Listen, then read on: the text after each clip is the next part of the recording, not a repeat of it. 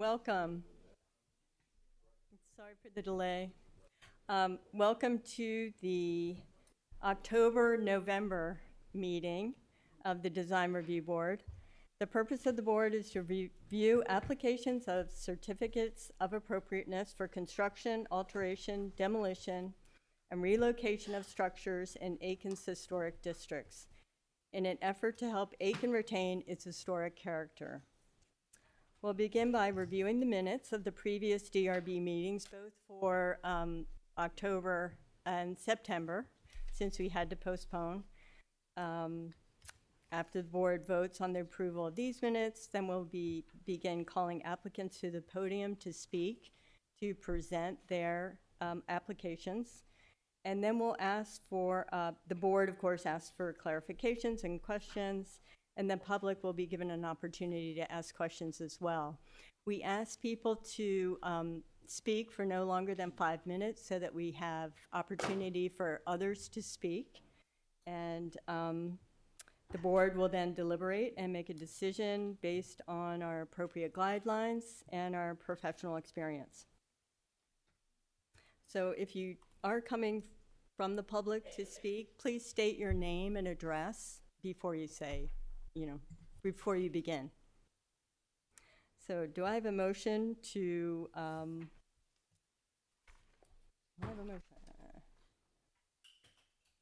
to approve the minutes of the work session and regular meeting of September 3rd, 2024, and the special called work session, which was a site visit, the special called work session and meeting on September 17th of this year. Madam Chairman, I make a motion to approve the minutes from the work session, the regular meeting on September 3rd, 2024, and the special call work session, which was a site visit, special call work session, and a special call meeting on September 27, 2024. Do you have a second? Okay. All in favor? Raise your right hand. Approved. We'll begin with old business, and staff will present the application first. Item A under old business, application number D. Sorry? Oh, McDonald Law needs to recuse himself because, well, he recuses himself. Item A under old business, application number DES24-01001. Applicant Kimberly Toney is requesting to amend the Friendship Baptist ChurchComplex designation at 112 Kershaw Street SE, 515 and 515B Richland Avenue East, tax map parcel 121-06-16-001. Currently, the entire complex is listed as a landmark, including the church, sanctuary, parsonage, and activity building. The applicant is now requesting that the church sanctuary building retain its landmark status, but the parsonage be designated as a contributing building and the activity building designated as a non-contributing building. This property is a landmark property located in the Old Aiken Overlake District and its own downtown business. This church complex, including the sanctuary, parsonage, and activity building, was designated as a landmark to the Aiken Historic Register in 1994. The Aiken Historic Resource Survey card lists the construction date of the church building as 1893. The original designation application from 1994 states that the activity building was constructed in 1939 with an addition constructed in 1977, while the parsonage was constructed circa 1920. The purpose section of the design review manual on page 4 describes the 3 designation levels within a historic district or historic site as follows.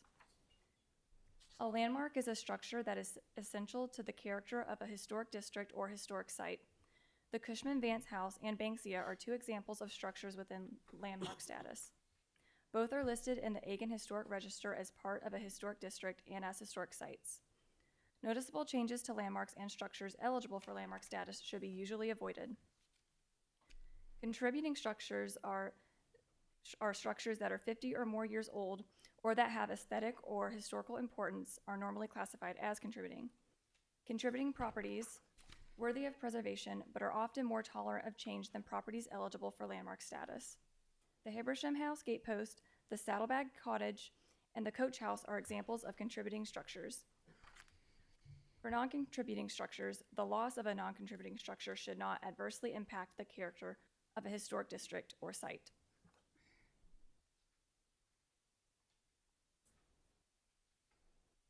I believe our applicant is here as well.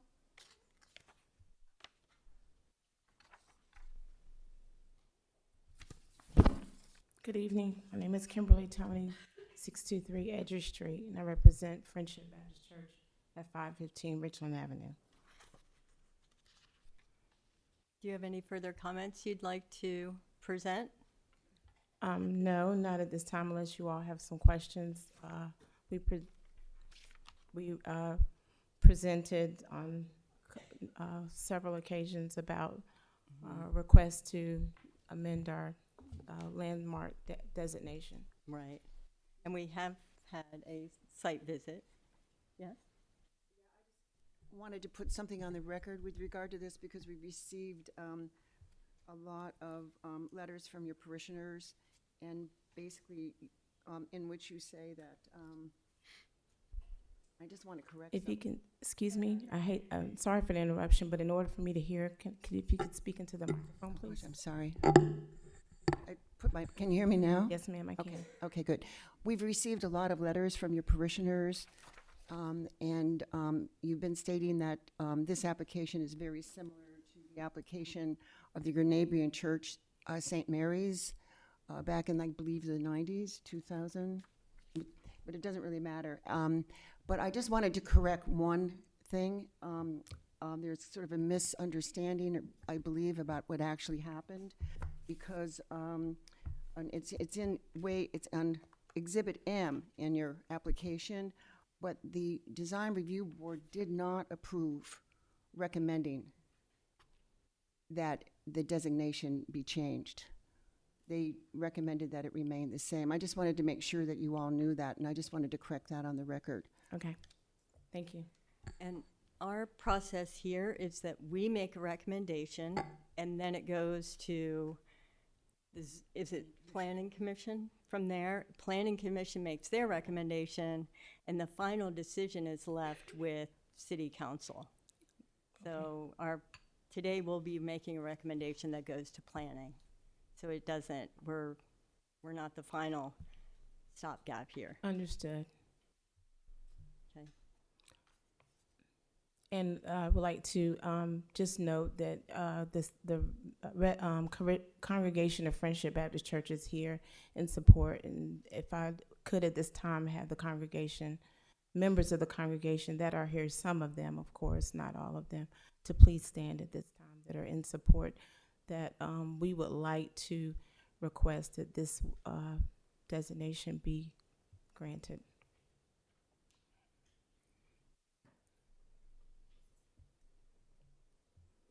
Thank you. So should I point out that there's 1, 2, 3, 4, 5, there's several people that stood up?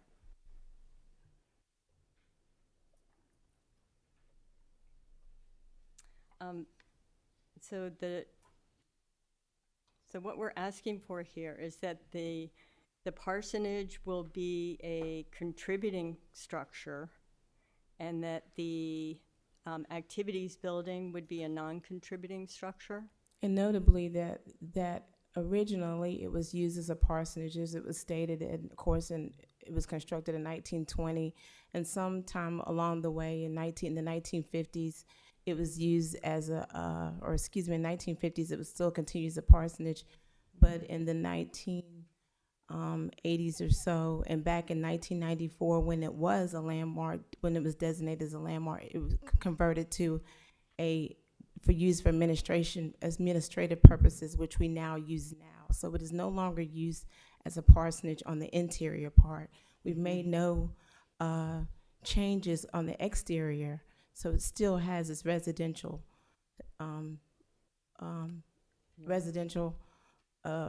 style, as you will, but it's not used for residential purposes on the interior part. Right. So it's not, so it does say parsonage, but we use it for administrative purposes, and it's just not feasible for us right now to use that for administrative purposes anymore. Mm-hmm.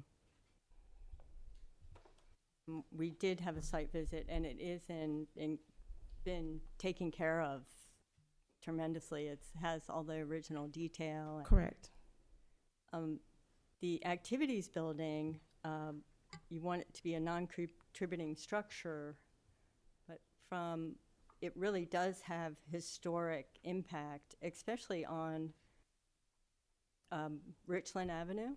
Of Correct. course, that's the back of the building that we're seeing there. The but rear part is the addition that was in 1970, 71, right? Right, And but the Richland part, of course, is 1930, 39, I believe.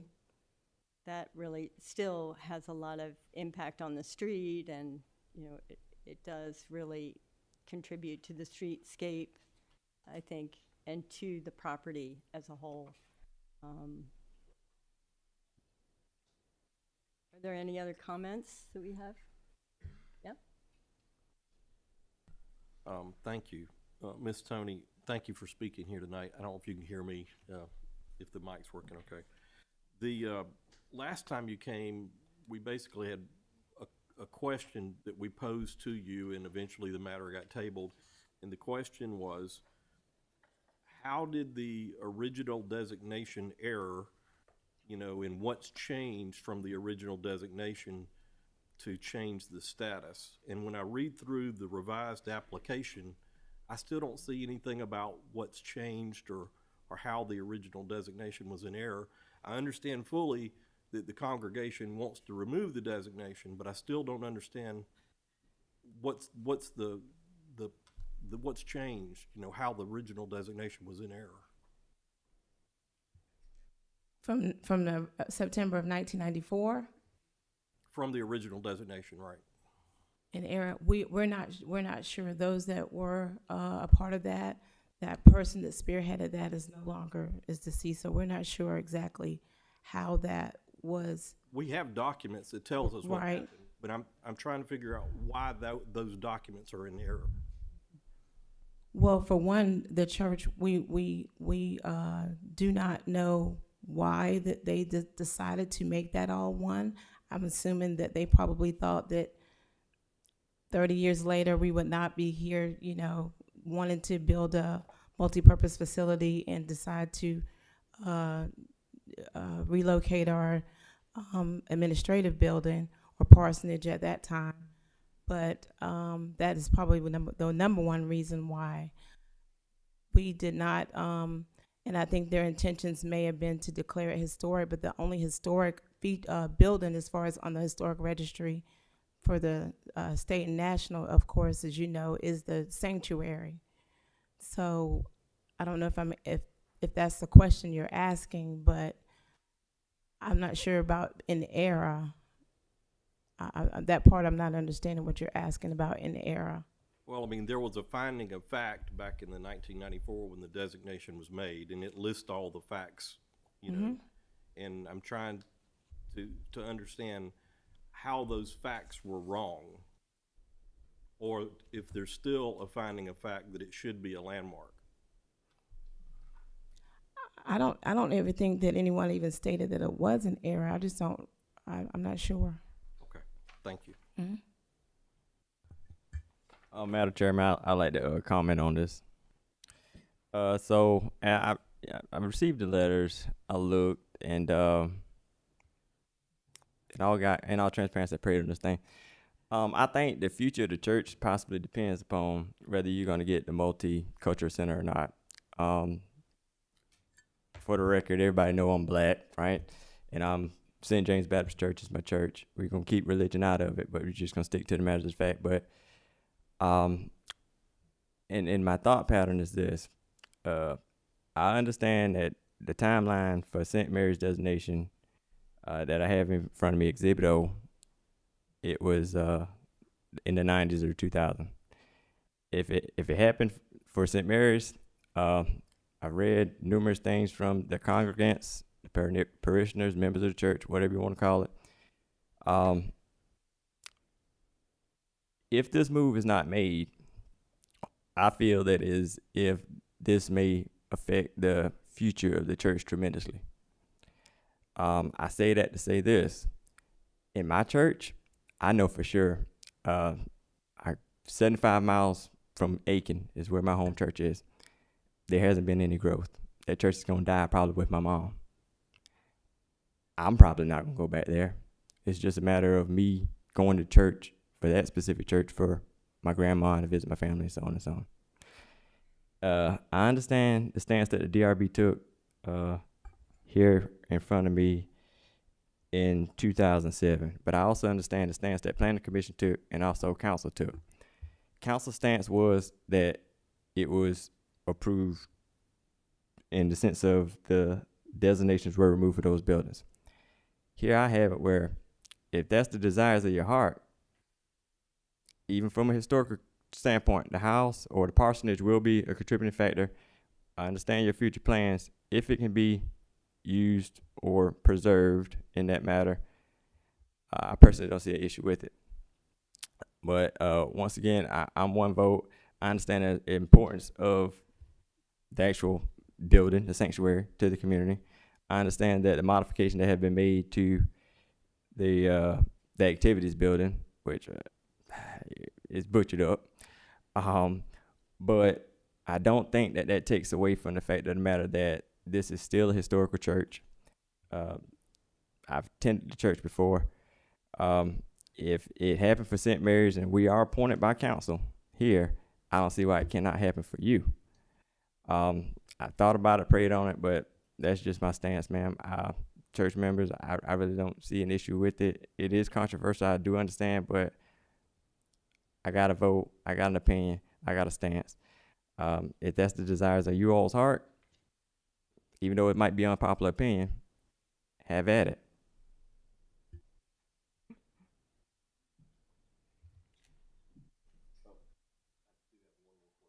Mm-hmm. Looking at, and I'm looking at Exhibit A, page 12, Rebecca. That's not the page 12 I have. Okay. It's the site plat with all the parcels drawn out. The overhead. Yeah, there's one, this page here. Page 12? And all my pages are all mixed up, so. Yeah, I think my page 12 is different than what's shown. Yeah. But in this photograph, and I'll hold it up, it's got a whole bunch of parcels outlined like in blue and yellow and red.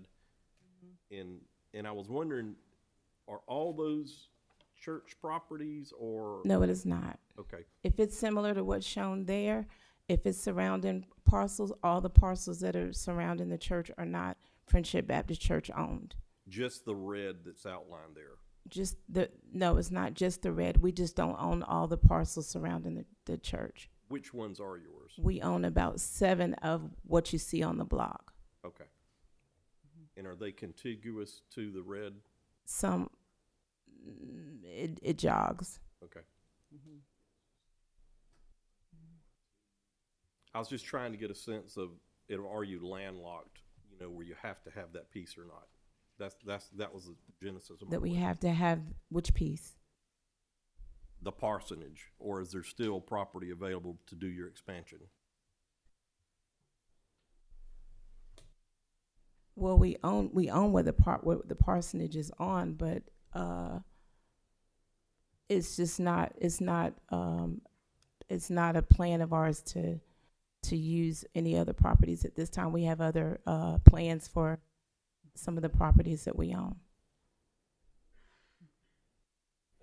Mm-hmm. So Ms. Toney, because when we did the site visit, I thought that you owned, you're not landlocked like Mr. Ben just said. You've got the contiguous, some of it around it already is yours too. Out of the entire block between Kershaw and Sumter, we own 7 properties. Okay. Some are adjacent, Right. and some are not. So we have designated projects for some of those properties. Right. My concern, just historically, this is contrary to St. Mary's. what happened at Friendship was so powerful for so many years since Reconstruction and through the Civil Rights Movement. I mean, it was powerful. And my concern, I understand the activities building kind of being added onto, and there's a need for expansion. My concern on the parsonage is that when we did the site visit, it was amazing inside. The craftsmanship, you can't replace that. And I know that if you change it from landmark, you potentially can mess up tax and grants and some other things that I wish you all would consider, given the amazing architecture and history associated with the parsonage as an administrative building and as the parsonage from the basis of your church. To read the history that occurred at Friendship is powerful for anyone to spend time with. And I'm concerned about changing it at our level. Not that you all don't have a right to change it at some other one, but as a design review board, I'm concerned about changing it. The precedent for St. Mary's, I looked at it again. There was the original vote by the DRB that said we are not going to change the designation because we believed the historical significance. Just so you know, St. Mary's wanted to change. They got it removed to get a new sanctuary built. They didn't build it on what they changed, did they? And they're still having to deal with their church original building. So I'm not sure I can vote for it to change the designation, because that's what Mr. Ben said. It's like the application explains the importance of the history of Friendship to our community, for all of us to respect what happened there and how important it was there. And I don't think that's changed. I appreciate, as a church, you have decisions to make too. And I'm grateful that there might be some others for you, but I'm not comfortable just saying that everything in that complex has historical significance on so many levels, not just as a church, but it is in a community and what happened during civil rights and all of the history that you all lovingly put together. And I'm kind of torn, but I respect the history that occurred there. And respectfully, we definitely know and understand our history, and we definitely cherish and embrace that. And we're building upon that for our future, which is why we're excited to continue to build upon that for our future generations and want to use those surrounding properties, as well as have our landmark designation amended to continue with our future plans. And that's what we're trying to move forward with for our future generations. So we're using our history to continue on for the future, and that's what we would like to continue to do. And being granted this and to move on will help us to continue on and build upon our future and our history. And that's what we focus on. So we're excited and we understand our history, but we want to continue on. Any other comment from the board? This on. Can you hear me? Yes, ma'am, I sure can. Yeah, I'd just like to say one more thing, because I really appreciate the situation you're in and what you want to do. And I have a great deal of respect for it.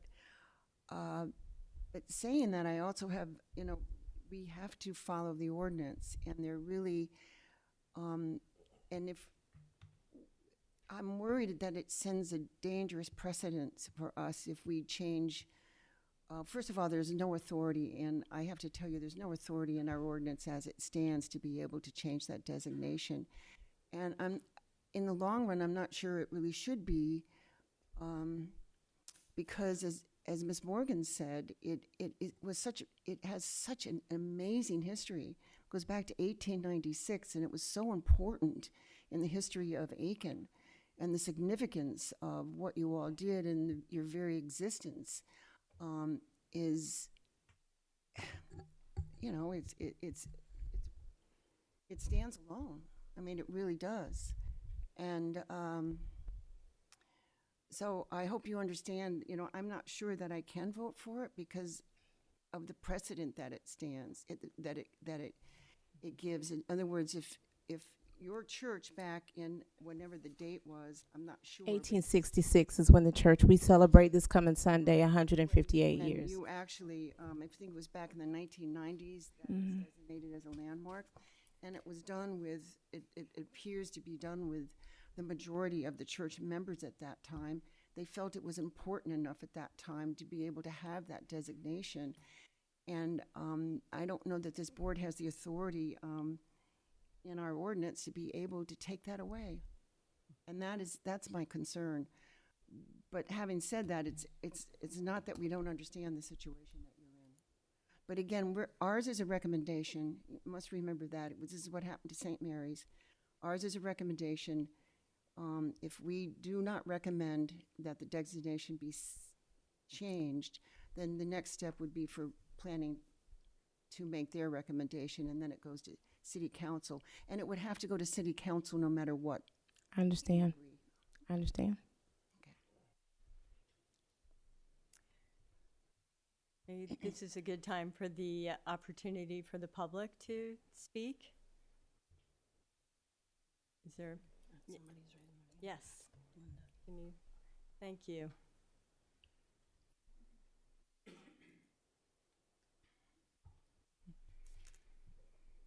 Hi, Linda Johnson, 515 Parkside Drive. This one's a really tough one. I know the church wants to be able to grow and do some things.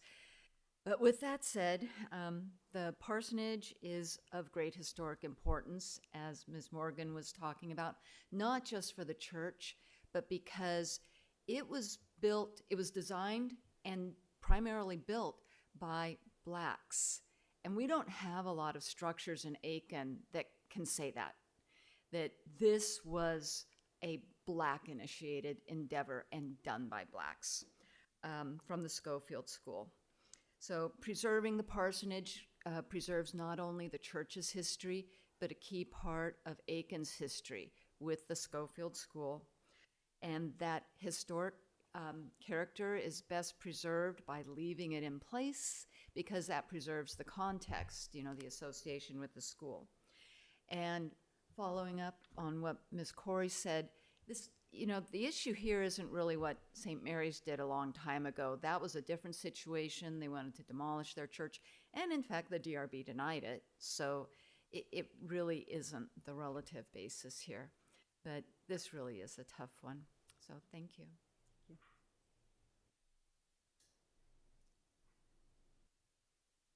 Anyone else?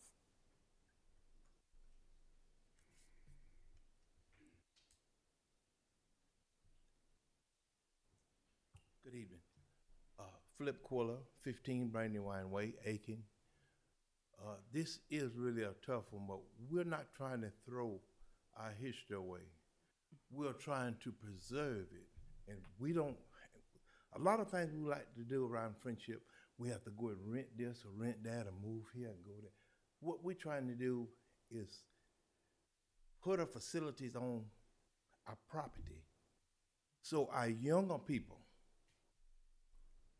we can draw them in as well, because see, I'm 74.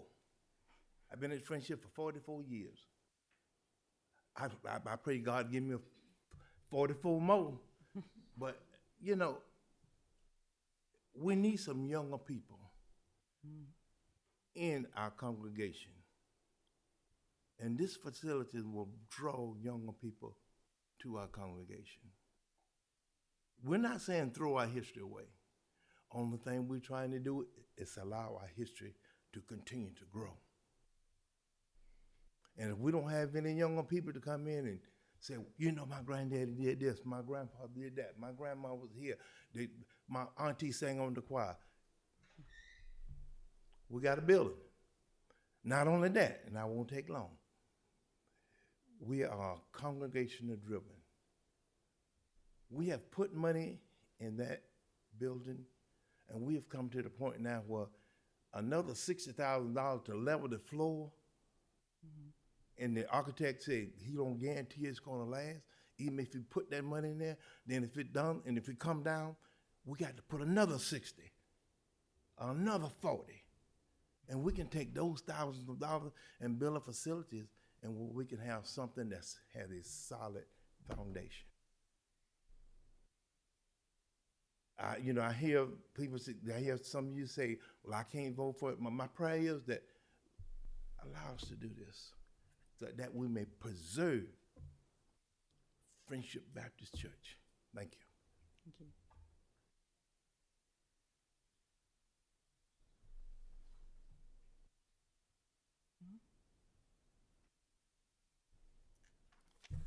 LaDonna Armstrong, 139 Greenville Street Northwest. I've been a member of Friendship Baptist Church for about 5 years now, about the same time that I bought my house downtown and moved in. TC blessed my house when I got it, and it just, the church means a lot to me. And changing the designation doesn't change the authority or the processes of whatever's going to happen to the church. Whether it's contributing or landmark, we still have to return to you with future plans and everything.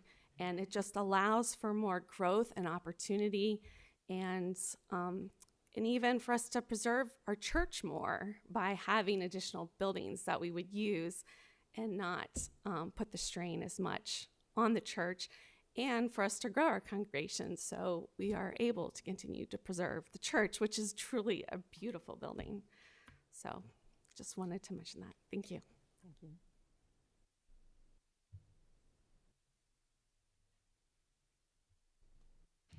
Yes.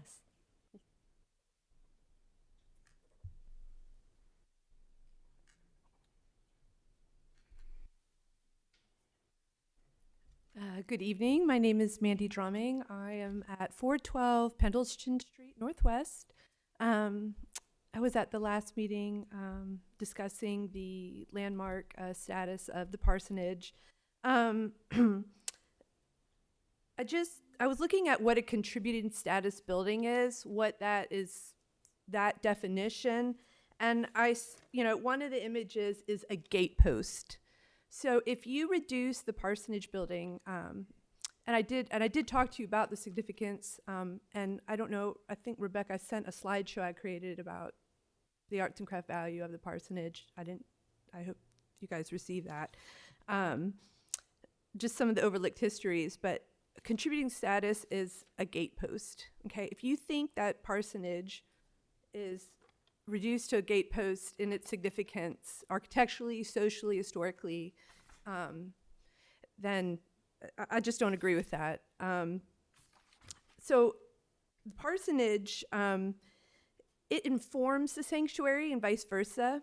I remember hearing about Mrs. McGee, who she was like 100 years old, gave an oral history and said that the parsonage was built by craftsmen from Schofield Normal Industrial School, who was Edinburgh Graham, who was a carpentry instructor and a student there. He also carried Martha Schofield's casket. He was very highly regarded. And Schofield Boys built it, but that was just an oral history. Very important woman, very important Aiken. But then, so I started to look at the architectural details. I've told you before, I'm a decorative art design historian. When you look at the architectural details of the parsonage, those segmented arches and the columns are in the main sanctuary. And the sanctuary there's an article in 1923 that says Graham did those arches for over the choir. So because we have that architectural evidence in the parsonage, we have truths. Truths become apparent of what history is or was, because sometimes we get told a different things than what history really is. So I felt that was important. And then just to address a couple questions, concerns, to really look at the parsonage maybe as an opportunity more so than a burden. It's good that it hasn't been altered too much because it has the original integrity of what Graham wanted, his artistic vision for that building. And then I know a roof was placed on it. There's a program in, I think, California that they give grants for historic buildings to put a roof because water is the most damaging element to a building. So it's preserved. And then, I know St. Mary's with Friendship Baptist Church, it was a church member that, the whole problem with St. Mary's was they had 10 non-members put that building on landmark status. I think that was one of the main arguments. And additionally, again, that idea of opportunity, there's this strong and growing movement to preserve Black American associated buildings, particularly churches and their parsonages. There's the National Trust's African American Cultural Heritage Action Fund, and they have a big program for preserving Black churches. It's Mr. Legs runs it, and out of the 95,000 buildings on the National Register of Historic Places, only 2% are Black associated. Only 2. This building isn't even on the National Register of Places. I think St. Mary's is, and that. And then even if it is on the National Register of Places, it can get money. I don't know if any efforts have been for money. I know they won't want to put money into it, but if you apply for grants and put it on the register, and then there's the whole movement of adding the old and the new together. I don't know, Mr. Donald McLaw, I believe he's part of the construction of the new building. Combine the two because this is like your Mona Lisa at the Louvre. You throw out the Mona Lisa, no one's going to come to your establishment. This is, you can go to Target and buy a print that's mass produced and worth, but I guess as far as that's where I'm talking about the positives of the economic development of Donald Rikema came and gave a speech about the benefits of adaptive reuse for economic development. I had a call from the Arts and Craft. I know I have to go. National Conference. They want this to be a stop. They want an article. National Conference. So there's so many positives here. I think we're overlooking that can really be a benefit. Thank you. Thank you.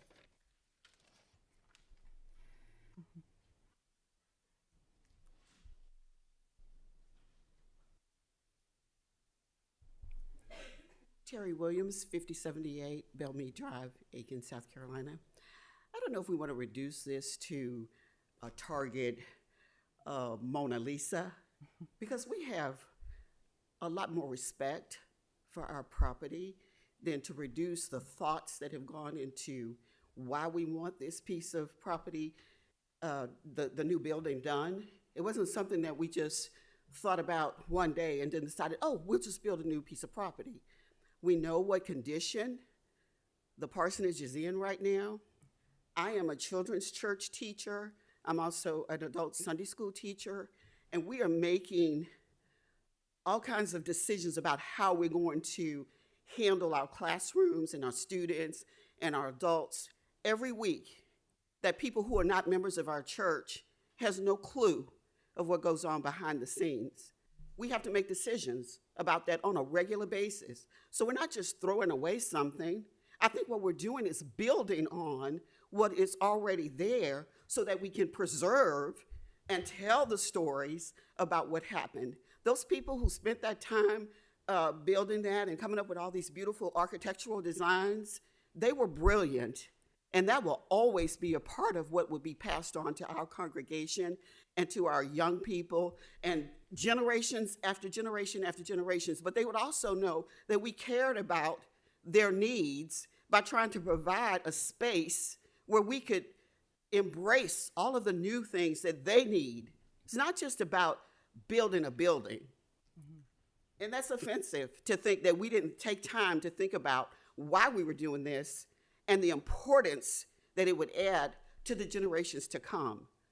So this is not something that's easy to do, but it's something that's a necessity when we think about growing. And all of you sitting here know what it takes for growth. I'm also a retired school teacher. And if I start thinking about how things used to be back in the day, and then what we had to do to improve our situations for our students, we would be in big trouble if we didn't expand our knowledge and expand our thinking about why we needed to do the things we needed to do, not for our sakes, but for the sake of our future generations. Thank you. Thank you.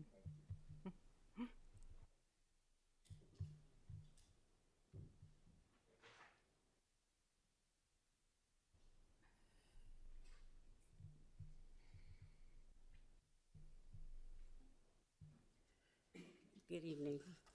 My name is Sharon White. I live at 2923 Tennessee Lane in Aiken.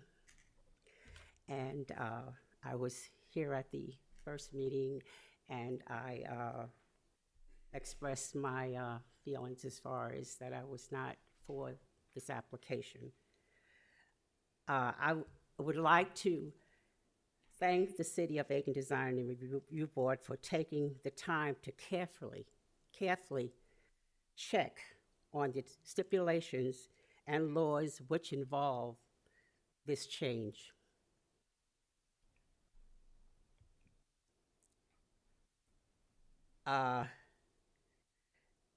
Involves a change of designation request by the Friendship Baptist Church, and hope that the pros and cons, which I hope each of you got a copy of, the listing of the pros and cons that I sent to Rebecca to give you, that you've taken a look at that.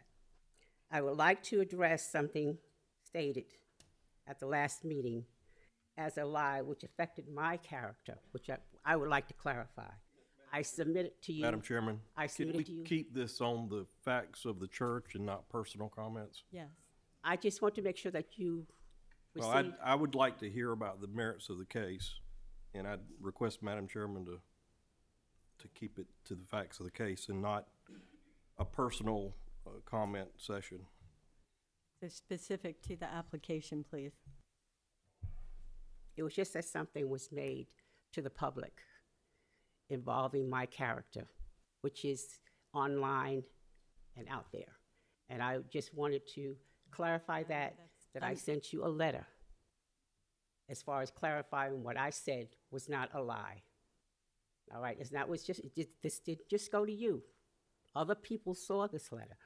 But this is not the forum for Okay, that. all right, well, you accepted what it was stated, and you let that side speak about it. So I spoke about it, and I'm clarifying what was said, okay? I apologize for taking up your time with different applications being submitted, changes and withdrawn because only one part of the change was made known instead of all the information. This all could have been talked out, but you don't want to go into that, I guess.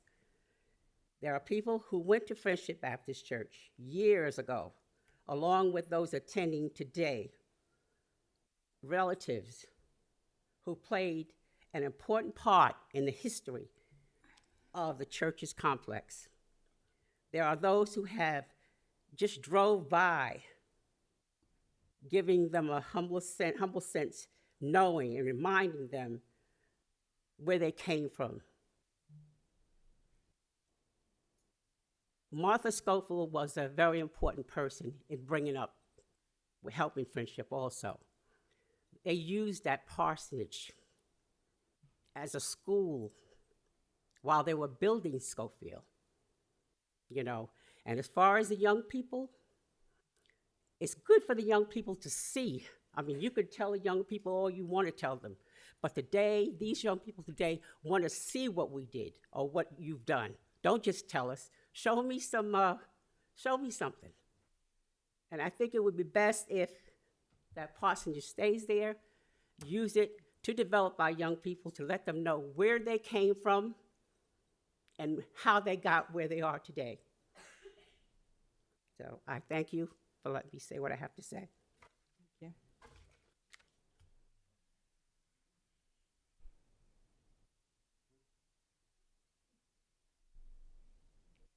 Are there any other comments from the public?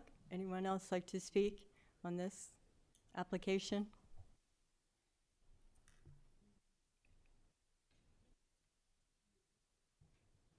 Any other comment from the board? No more comments?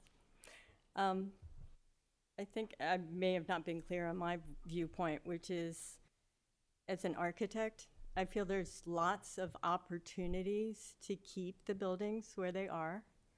There, you have other land available that are contingent. You're not confined. You know, I think it would be different if you only had so much land in which to build and you wanted to grow. but you do have other opportunities there. And that these are important buildings that we, do see the history. Everyone realizes the history and importance. There wasn't anybody that spoke tonight that didn't talk about the importance of the history of the buildings and what they represent. Excuse me. We were really concerned about this application because we really want to do the right thing.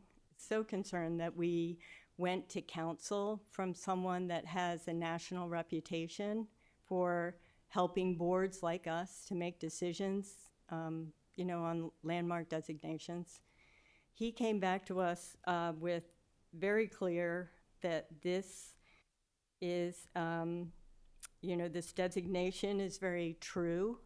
It's very clear that it does designate a historic site and a historic district that is significant, in our history for Aiken, for South Carolina. He also says that it has integrity of location, design, setting, materials. He goes on and on. It meets all these conditions that are in our guidelines. He also goes on to, talk about what is a landmark structure, what is a contributing structure, and what is non-contributing. And all of your buildings are, of landmark status. So to that, he really recommends that we do not change the designation as it stands. And for that reason, I make the difficult, really motion to not change the designation. That would be the design review board, stance on this. Of course, I'm not the only one, so I put that motion on the table. Is there a second for that motion? Yes. And all in favor of not changing the designation, raise your right hand.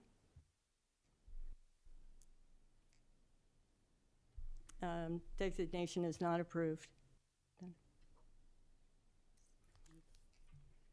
I guess Yes. more clarification that the recommendation to the planning commission will be to not change the designation. Exactly. Yes. I also take note of the vote. So that Yes. Oh, and we have to note that there is one person that is not voting. board member votes against. Michael voted Yes. in opposition to Chairman Hawks's motion. Thank you.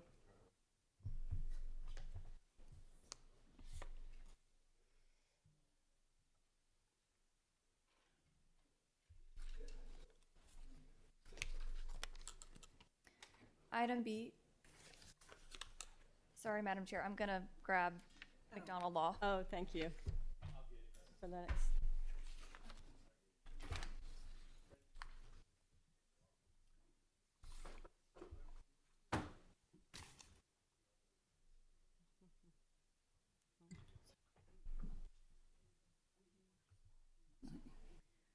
Item B, under old business, application number CERH24-036.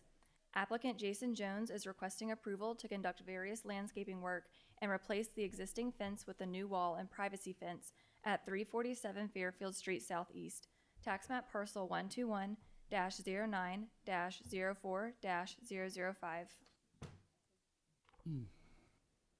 The following work falls within the scope of this project.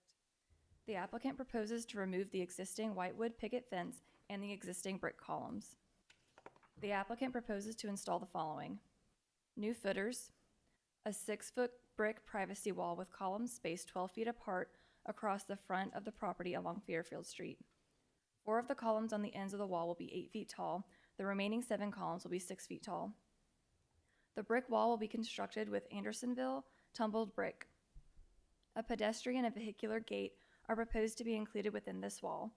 The 2 gates will have black steel framing with black gate boards painted to match the proposed black painted composite fencing on the property. a 2-foot brick knee wall with a 4-foot tall composite wood grain fence on top along the rear property line. This section of fencing is proposed to run 157 feet long and will have posts spaced 8 feet apart. The brick wall will be constructed with Andersonville tumbled brick, and the composite fencing will be painted black. A 5-foot tall composite privacy fence with 1 foot of lattice work at the top, instead of the previously proposed 6-foot fence, is proposed to be constructed on top of the existing 1-foot masonry wall along the left side property line facing South Boundary Avenue. This proposed fence will be 114 feet long, 650 feet of brick edging and pea stone path to create garden walkways. Antique brick pavers are proposed for the brick edging. A new entertainment area in the rear yard consisting of pea gravel with a brick edge. A water feature, armillary sundial, and bird bath. Guest parking consisting of pea gravel edged with brick. This parking area will be 750 square feet and will be located in front of the proposed wall along the front property line. 3 new park benches are proposed to be located on the property, 2 in the front yard and 1 in the left side yard. This is a non-contributing property located in the Historic Overlay District, specifically Historic District 2, and is zoned RS-15 single family. The construction date is listed as being between circa 1920 and 1940 on the Aiken Historic Resource Survey card. The Aiken County Assessor's website lists the construction date as 1976. This application was on the May 7th, 2024 DRB meeting agenda. However, it was continued by the board as the applicant was unable to attend. The applicant then requested the application be added to the September 3rd, 2024 DRB agenda. The application was continued at this meeting as well.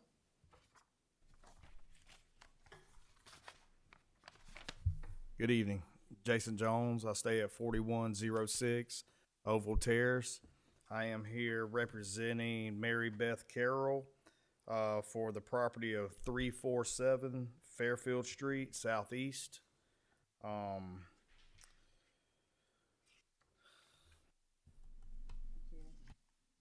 ma'am.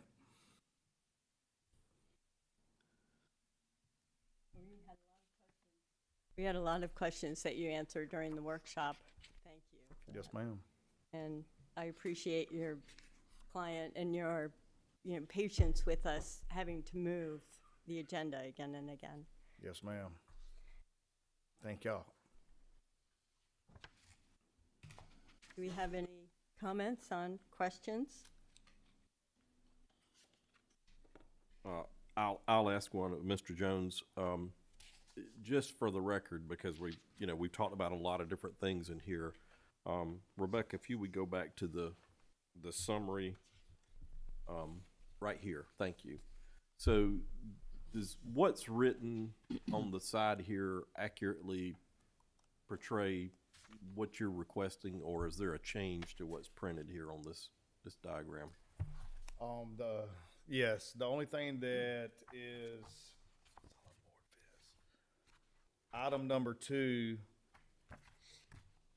would be the south boundary side. Right. That would be the item that we came in here to try to see what we can't do with it. We propose to put a 5-foot solid fence there, like a privacy fence. Wood privacy fence. Wood privacy fence with a lattice board at the top for viewing purposes of still being able to see that side of the house. And that's what's written in red, right? Yes, sir. Okay. Yes. All right. So you agree with how it's marked up? I sure do. Yes, sir. And the 1-foot masonry wall at the bottom, your intention is to replace that or to reuse the old? I would love to replace it with the antique brick, because the antique brick to me is just antique-y. It just makes it look even better. But I mean, if we had to leave the brick wall there that's originally been there, there is ways for me to be able to attach the new fence without damaging the wall by just core drilling down and setting my post in there and then attaching it so it can still stay the same as what it is. But what your comment was in the work session, it's in pretty bad shape, right? there are areas that it's bad, and it's really because of the root system from the trees that have really kind of grown over to it a little bit. Right. It's not like it's big enough to knock it over, Right. but there are areas that are lifting up on So it. let me pick at that root system question just a little bit, if you would. Are we talking about the oak trees on south boundary roots, or is that what you're going to be? If you dig down a new footer, you're going to be damaging the oak tree roots, or are we talking about other roots? It's going to be the roots from the trees over in her yard. She's got some trees right there, some Right. shrubbery that has built up. Right. Those are supposed to go away anyway because she's going to get some landscaping done in there, as you can see on Exhibit A. Okay. She's going to have some landscaping, bushes put along the fence area right there. Right. So those trees that's there now on her property will be removed. Okay. But no, sir, if we were to put the footer in there, it would not damage. Those trees are far enough away that it wouldn't damage them. One more comment, please, or question, rather. On item 3A, that's new wall is designed to go all the way across the front of both sides of the sidewalk. My question there is, in our guidelines, we recommend the height of a front wall to be no more than 4 feet, and you're requesting a 6-foot height there. How strongly are you in favor of a 6-foot wall there? Because it is against our guidelines.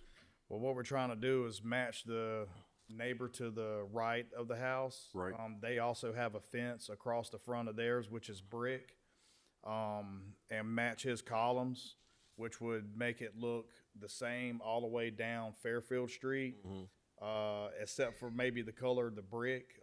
We tried to get the brick to where it would be matching the antique brick that would be going in the yard, and also having it tumbled. That way it gives it an antique-y rough look to it, just like the antique brick. Keep it on that, Rebecca, where you had it, because I want a follow-up question right there. Thank you. Please, I didn't mean to interrupt you. So the wall you're talking about, the neighbors, is the one on the bottom left corner Yes, sir, with the, with all the vegetation? yes, sir. Mhm. But you're not proposing to vegetate the wall. You're talking about tumbling the brick and that sort of stuff. Yes, sir. Okay. Yes, sir. And now all that is gone because, they had to have it rebuilt. So now it's just a straight brick wall now. There's no vegetation on it at this time. Okay. So that wall really blocks the view of the house there. And wouldn't we be replicating that, losing the beauty of the house if we put a wall like that in front of it? Well, there's going to be, to be honest with you, we're going to have I want to say it's going to be a 12-foot gate for the drive entrance, and then also that walkway that's going down the center is going to be, I want to say it's going to be like 6 foot wide.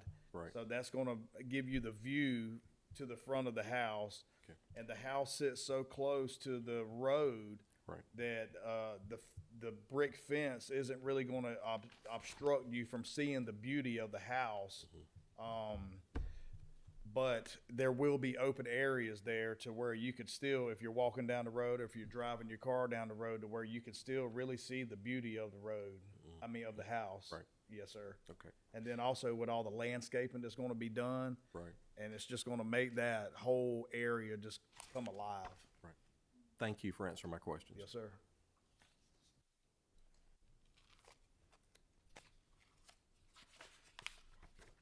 Yes. I'm sorry.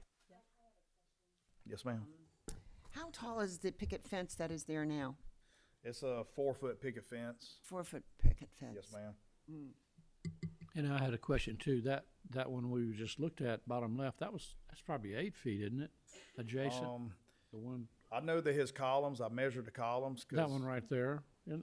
his columns are 8 foot. I want to say that the fence, the actual brick wall, I want to say is 7 foot, if I'm not mistaken, because the columns are 8 foot on the corner. I measured them myself because that's what gave Miss Mary Beth Carroll the idea of let's match the column with his column, because where the driveway is going to come in with the wrought iron gate to open and close, she's going to have to put a column beside that column, and we really didn't want to change the height of that column and to make it look the same right there on the corner. Yes, sir. question about the south boundary fence. You're gonna have brick, then you're gonna have a privacy fence, and then at the top, you're gonna have the lattice work. That's 3 different materials that you're gonna use there. Yes, sir. I don't remember seeing anything in that area down there that had lattice in the fence, so. That doesn't look like it really matches or fits in with the surrounding properties. You know, my personal preference doesn't matter, it's what we look at so far as the surrounding territory, the things that are already in existence down there, because remember, we're in a historic area. Yes, sir. And that, you know, it makes a statement, especially as long as that is on south boundary. So is that a drop dead part of the fence?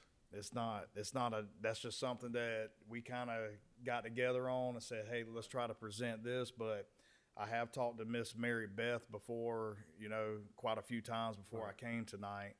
And, I mean, we're not opposed of doing a 5-foot fence without the lattice on top of it. You know, that way you can still see the side of the house.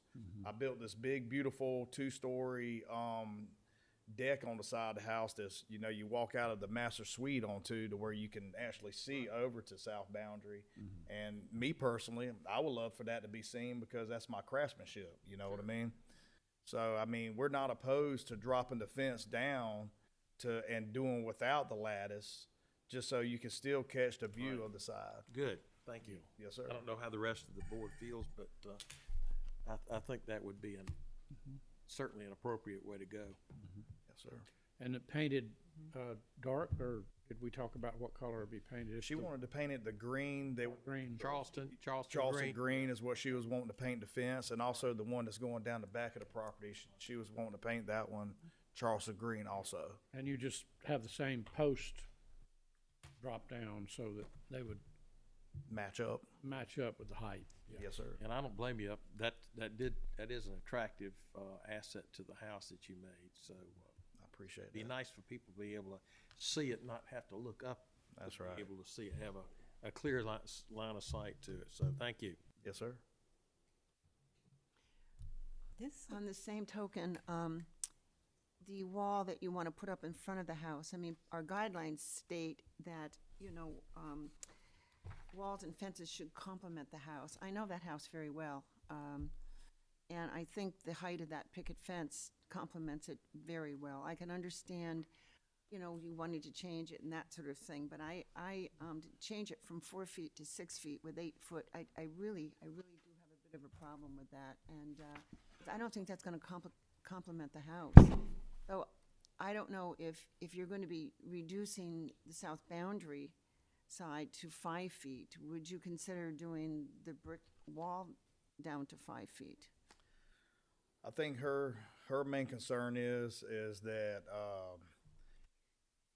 her children are at the house by themselves, and she's got 2 young adult daughters, and she's trying to keep it to where you can't see into the front windows because she doesn't have blinds in the windows. She likes it to be open because even the inside of the house is beautiful. So she don't want people seeing her daughters walking around in the house and no cars there, or, you know, she's just trying to protect her family because she is a traveling woman and she does have young women, adult in the house. But she's still wanting to do that 6-foot privacy wall to keep people from being able to see in the windows, but she's making the walk area big enough and the driveway big enough to still get that view from one way or the other, whether it's from the very front where the front door is or from the side view from when you're coming down Fairfield. But I don't mean to be argumentative, but by the same token, if you have that wide of a space where you can see into the house, then what difference would it make whether that brick wall was 5 or 6 for what she's trying to achieve, 5 foot or 6 foot high? Because when you look down the walkway, you're seeing the front door, which doesn't have any windows right there. And then when you're coming down the road and you're looking at the house from a view and you're looking through the gate, you really can't look into the windows right there where the living room is and the kitchen is, which is open to each other as an open concept where they're spending most of their time before they, you know, obviously go to bed or whatnot.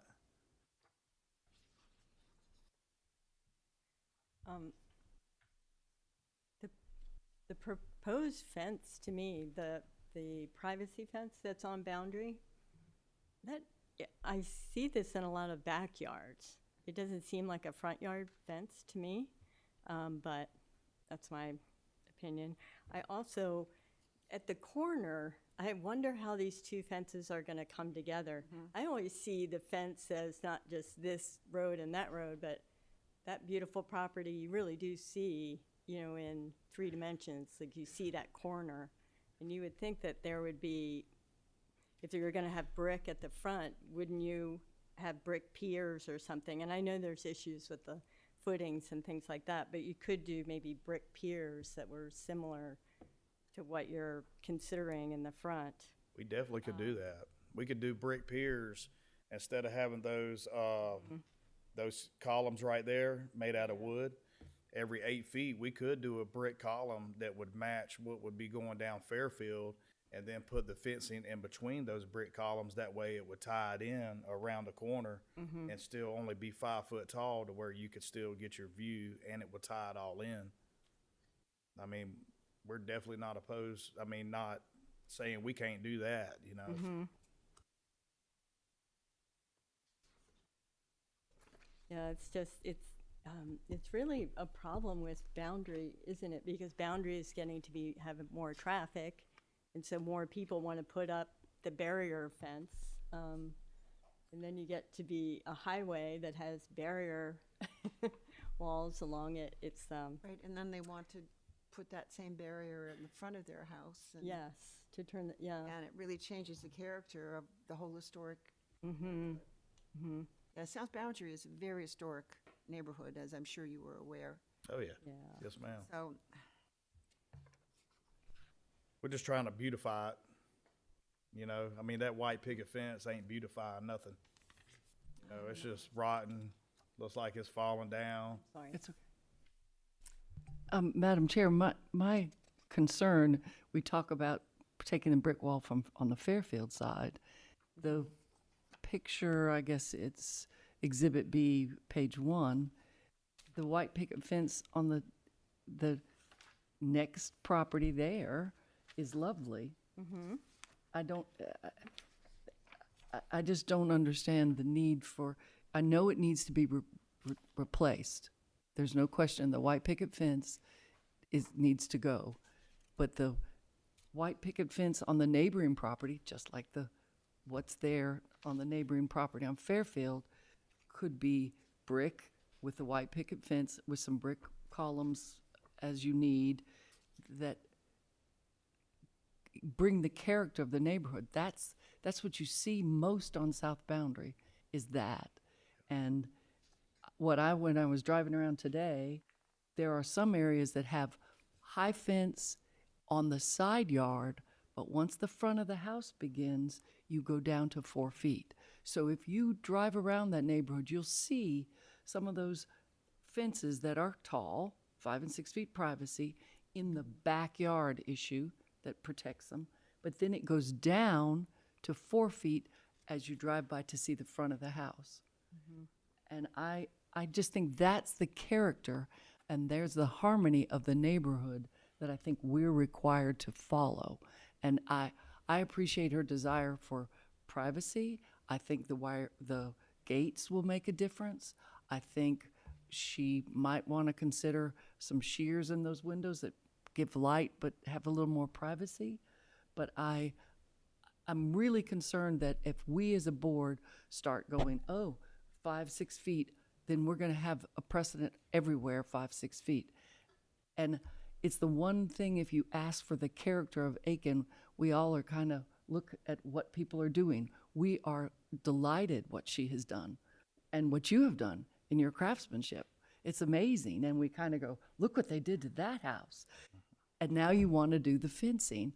And the harmony for me in driving around and going, what makes sense for this house to show itself, is to continue that picket fence look on the south boundary side, and then to be creative about maybe the new part of the house that you built on the car area, to have transition 6 feet from Fairfield and then your gate and then down to 4 feet, so that we do 4 feet, which is what the requirements usually are. I'm not willing to change it that much. We can be flexible, but putting composite fence 5, 6 lattice, it just is not what's on South Boundary right now. Yeah. And it doesn't show off where she wants to be, where we are grateful that you've done the work. That's. I mean, I think on Fairfield Street, we still just trying to make the look the same. And I think you can blend it. Yeah. You don't just continue it. If you drive around, I did probably too much in the last couple days, rain and no rain. I tried to say, where are the bricks high and where do they go down and how do they go down?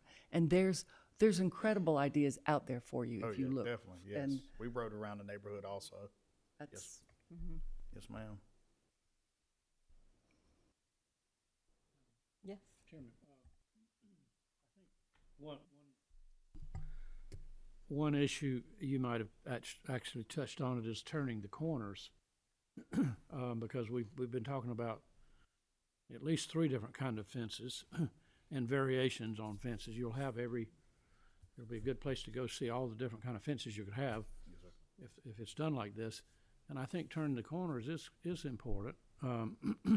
So I wonder if, I know she's got the idea of a brick wall in the front.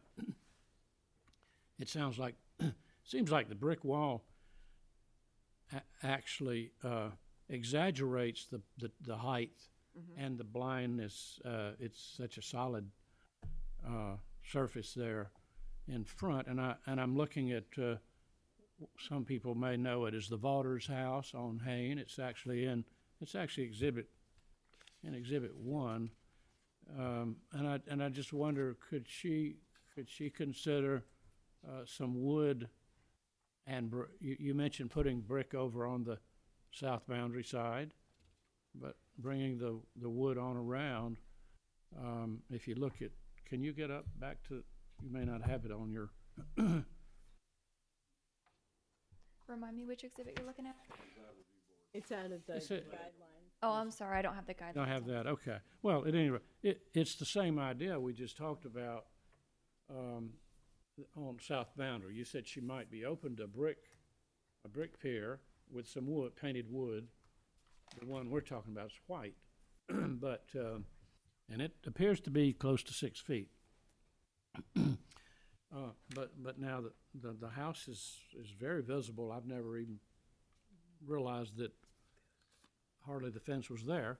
But when I look at the photograph, it's obviously a 5 or 6 foot fence. But the scale of it is such that you've got a low wall, like you've talked about, low wall, and then infill of wood. And so it's not like closing the door in somebody's face at the front. And I think maybe that's the impression we're giving. You can catch a glimpse on the side on South Boundary, but then we're going to slam the door at the front. It seems like if you're going to have a variation, you'd maybe do the high fence on South Boundary where you got the faster traffic, and then you'd open up the front side. of it on Fairfield. Yeah, so, but I think maybe she's going for trying to get really, really private in the front.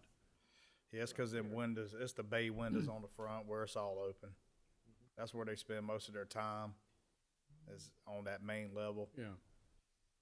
Well, you understand what I'm saying about turning the corner. I don't think anything we've talked about really turns the corner appropriately. If we voted on anything we've talked about, it's going to look a little awkward. What if we did a 5-foot brick down South Boundary to match the brick wall across Fairfield?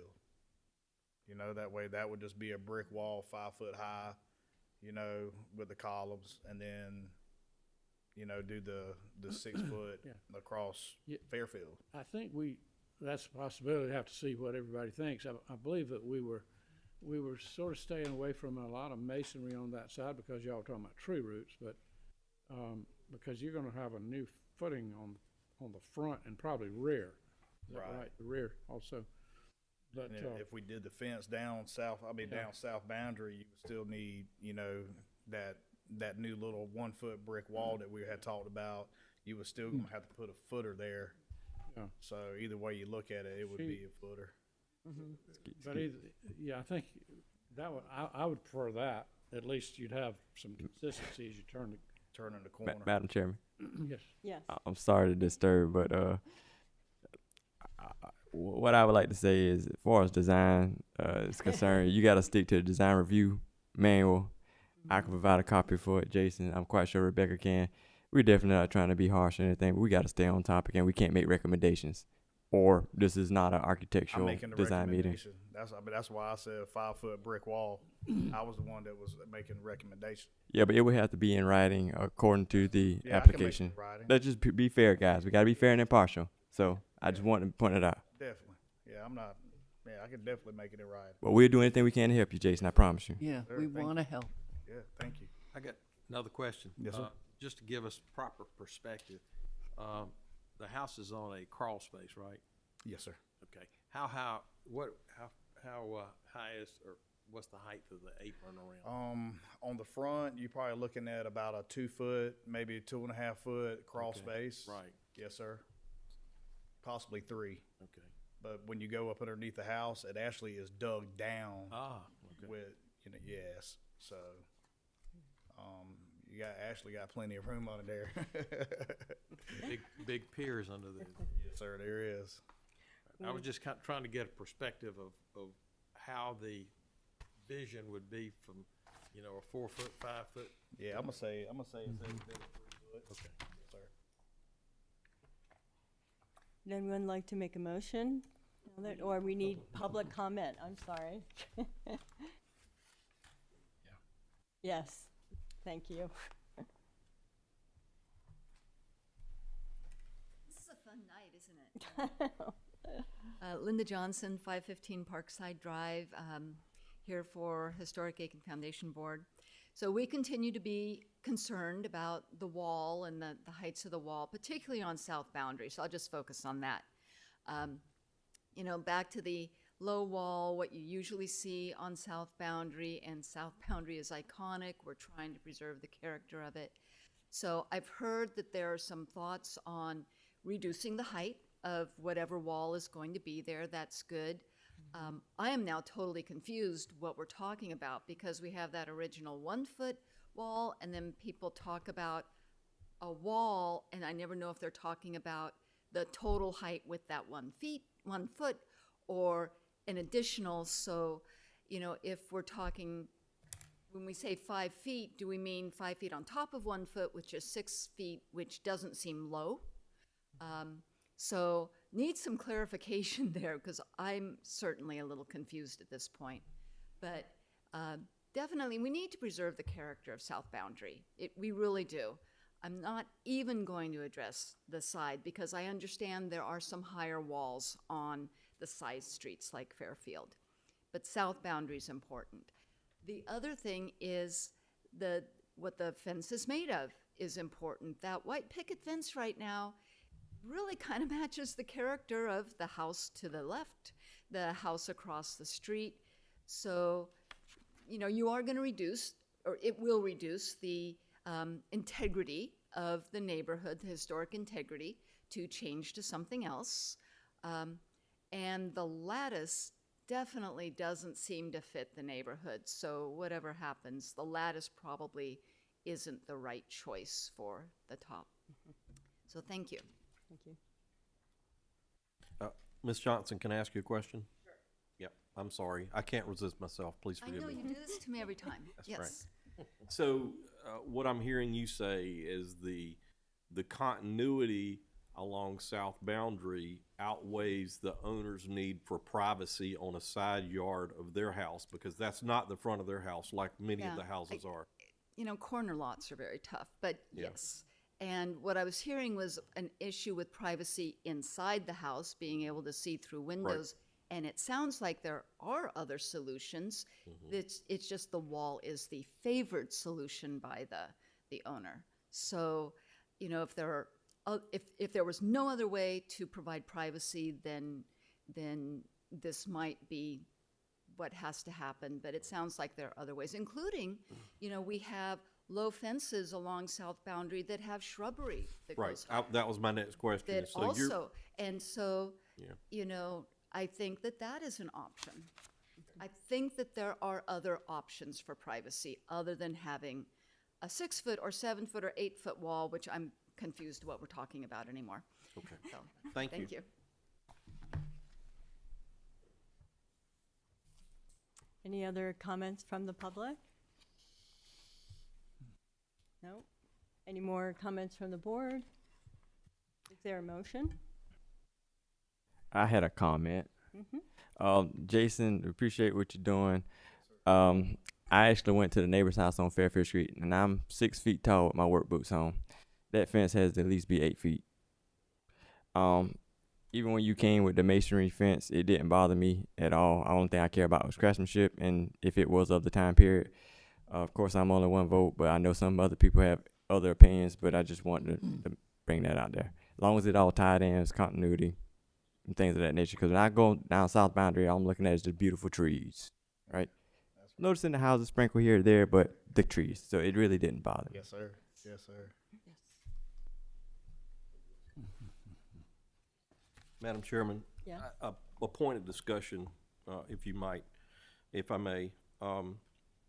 So what I think I'm hearing here, and the general feeling I'm getting is that the board is not very happy with the application in its current state. That seems to be an overriding theme here. And I understand the owners wish to do a continuity from the house on the right on through, but I get the impression, or at least my feeling is that even though the house on the right has this really tall fence, 7-8 feet, that it's sort of like that's the non-conforming wall, but because it's grandfathered, we leave it there.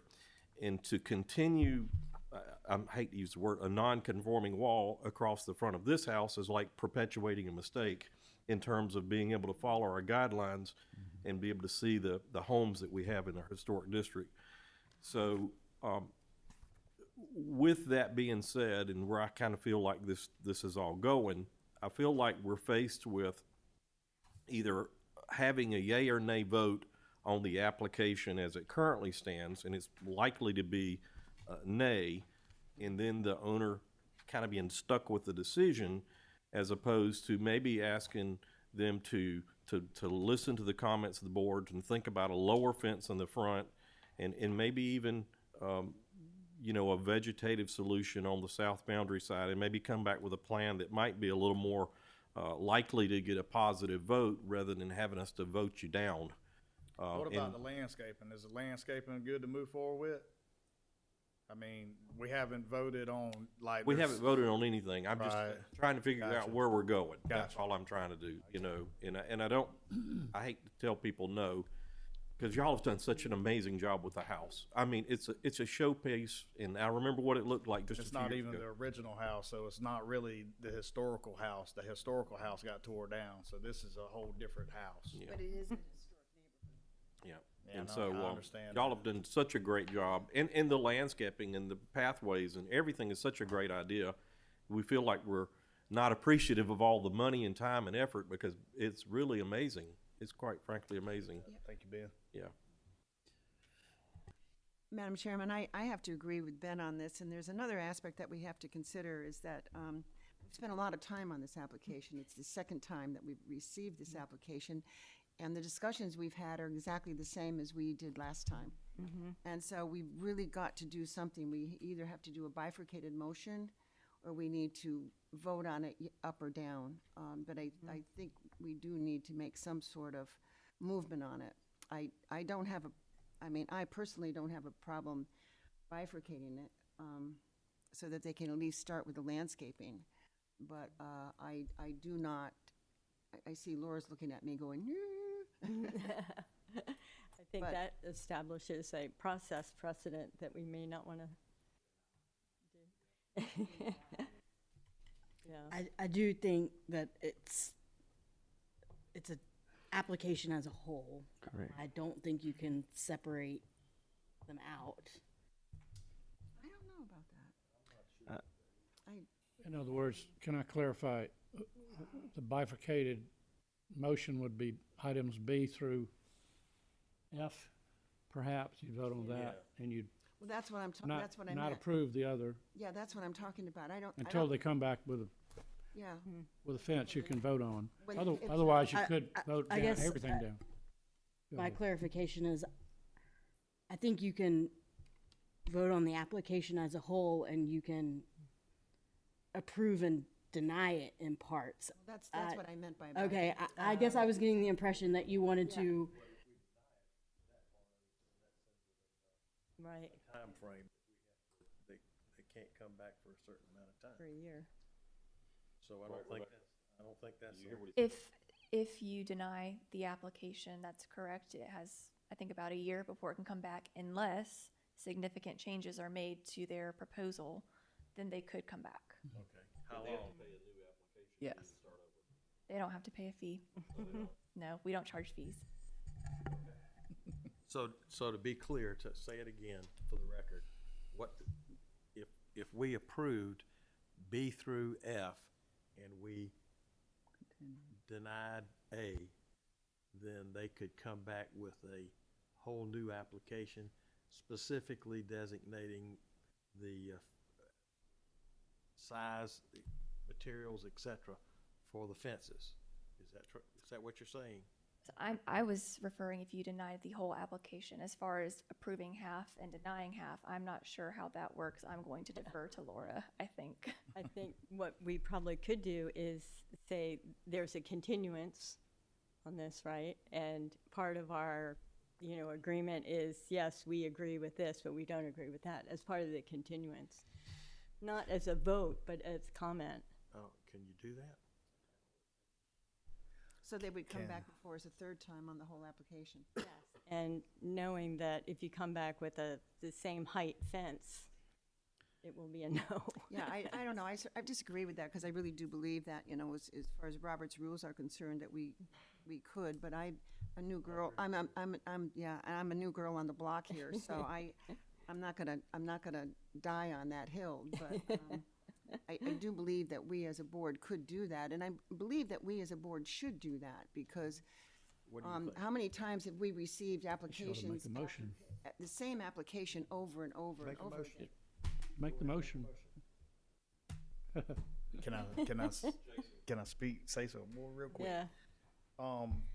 Last time y'all said that y'all was okay with the back property fence. Yes. Because it's not in the front and it's not on the side. In order for us to really start the landscaping, See, we're gonna have to put a footer back there, so we're gonna have to start from the back to the front in order so we're not tracking all over the landscaping that we're putting in. And are you, if y'all do approve this, A1 and then skip A2 and A3, and then if it's the Lord's will, B through F.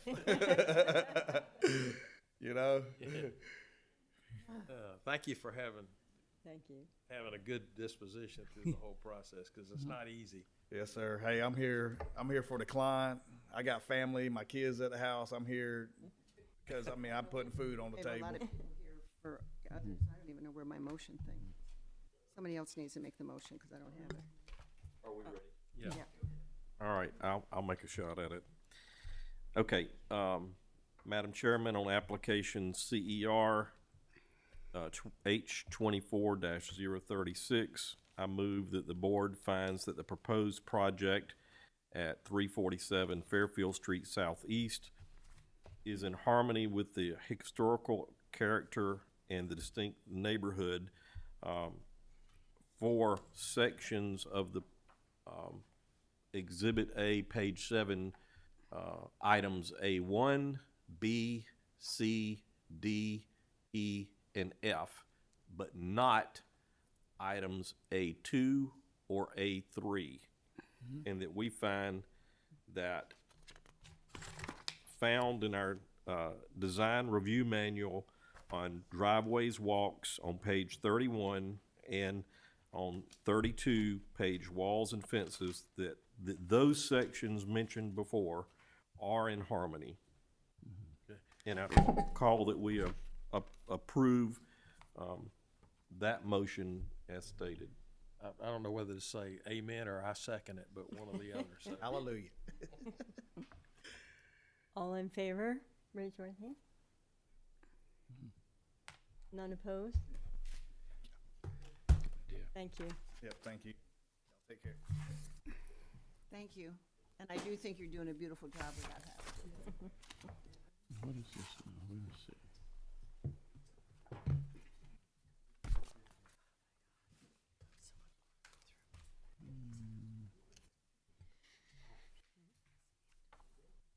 Item A under new business, application number CERD 25-001027. Applicant Margaret Welty is requesting approval to replace the previously existing sign with a new window at 101 Laurens Street Southwest, tax map parcel 105-28-03-003. The proposed new window will be approximately 8 feet wide to align with the front door and approximately 8 feet tall. The applicant is still looking for a manufacturer that can produce this custom window. More definitive dimensions can be provided once a manufacturer is hired for the work. The proposed window is a black vinyl window with grids between the glass and an arched top. The grid pattern will be 5 high by 3 wide. The top 3 window sections are proposed to be slightly larger than the rest and to contain stained glass depictions of Aiken landmarks. This property is located in the Old Aiken Overlay District and is zoned downtown business. The Aiken County Assessor's website lists the construction date of the structure as 1920. The Aiken Historic Resource Survey card lists the construction date as 1880. The owners of the building received a certificate of appropriateness approved administratively on August 1st, 2024, to remove the previously existing sign and trim work surrounding the sign. The sign and cast concrete trim had deteriorated due to water infiltration and had begun separating from the building. The owners were concerned that these elements would fall. The metal sign weighed over 5,000 pounds and was located approximately 10 feet above the ground. Therefore, this was considered a life safety issue. The removal of the sign and trim were approved. However, the approval included that the sign should be stored safely until an application for a replacement or repair is approved. The application also includes repainting the facade. However, repainting the structure was approved administratively on April 9th, 2024, in Certificate of Appropriateness number CERD 24-001075. Therefore, approval for repainting the facade Benjamin Moore linen white with trim accent color being Benjamin Moore Georgetown pink beige is not required in this application. Additional information provided by the Historic Aiken Foundation and information on the Pharmacy Practice Act have been added as Exhibits M and N. Copies are available outside council chambers. Hi, my name's Margaret Welty, 558 Connector Road. I represent the construction company working on the building. And I'm Renee Browder. I'm here representing the family, and I'm a pharmacist. I've worked in the business for over 35 years. I will say that I have found a manufacturer. They are willing to do as we ask. However, the window is going to be in 2 parts. That top portion there where the stained glass is going to be a separate piece from the rest of the window because you have to stain it before it's installed, and it's hard to take a full size window to have it stained. So we have found someone, and we can adjust the size of the window if need be. And when you say stained, do you mean glass that's separated into pieces with wire in between, or is it a stain on the window, like a pictorial? No, ma'am, it's going to be stained glass. Stained separate glass. pieces, just like at a church, like what you. Yeah, that's what I was asking. Madam Chairman, if I may, on the previous sign picture right there. That was it. Yep. So I see differences between these two windows here. The one on the left has small mullions. The one on the right has larger stiles in it. Which are we talking about? We're talking about the left side. This was an example he gave me as to what they wanted. I had difficulty finding this. This is going to be more along the line. Let me see, I have a copy right here. If I can get the paper clip off.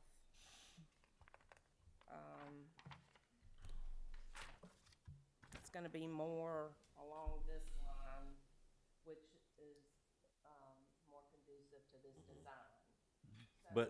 But it's going to have a wider mutton where you join the top and bottom halves together, because the top is going to be actually a separate window. It's going to be just a hair, if you'd like to see this. I can see it. You Yep. can see it? Well, she might want to show it around. I have more copies if you need them. It's going to be just a small joint, if you will, between the top portion and the remaining window. And then, of course, we can always add more to the bottom side to achieve the look that they're wanting. Is it metal frame window, metal frame, or wood? You know, I believe so, but he did not tell me, and I guess I didn't know to ask because I'm really not the construction person. I'm more the administrative person, so I didn't think to ask that question, but I would assume as much. 7/8, like that'll be. It says on this drawing that it'll be 7/8 of a grill, so that's, yeah, not quite an inch mullion, so Yes, ma'am. steel or metal of some sort. Can I ask a follow-up? Sure. On the muttons, the dividers, those are the mutton bars we're talking about. It sounds like they are relatively narrow, 7/8 of an inch, as opposed to on the right-hand side, which those are probably sashes. They look like they're, Yeah. casement windows. But we really get into the details of window muttons and whether they're attached to the glass or whether they're true panes of glass. Have they told you this is simulated divided light? I couldn't really tell. It says direct He set. has not told me. Looks like. Look, Yeah, so, it's more like storefront. Yeah. It is more but like it's storefront. Pella, yeah. The problem Yeah, they do. was I could not find a window company that was willing to touch this.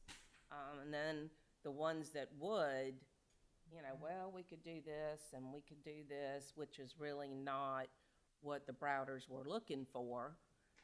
And when he gave me these designs here, this is what he had in mind, not necessarily the final product. So this was the best I could come up with to sort of match this and meet what they were looking for. So this window on the right is not gonna necessarily be what you see. It's gonna be more like this. Is that Pella? Pardon me? Is Pella the company that's providing it? I see Pella on the drawing. Is that who you've They're been? the manufacturer. Okay, they It's are. a local window company, ABC Supply. It's in Augusta. A lot of times when people are working on commercial buildings, they go to glass companies like B&B Glass or Riverside Glass in order to get regular storefront windows. It sounds like you did not do that. I did go through several glass companies, window companies. I asked the question, I showed the pictures, and I was told, no, ma'am. So this was the only company that said, absolutely, we can do that for you. So, and he has changed the design several times because I kept telling him I want it more arched. Look at the stonework, or I call it stone, the stucco work around. We want to maintain that. So I need the window to fit that. And he understood or seemed to understand that, and this is what he came back with. Okay. Can I ask Madam Chairman, can I Yes. ask a question? The stained glass, is that gonna be adhered to glass, or is it gonna be inserted separately? It's gonna be adhered to the glass. That Okay. top portion that's Right. separate is gonna go to the stained glass company.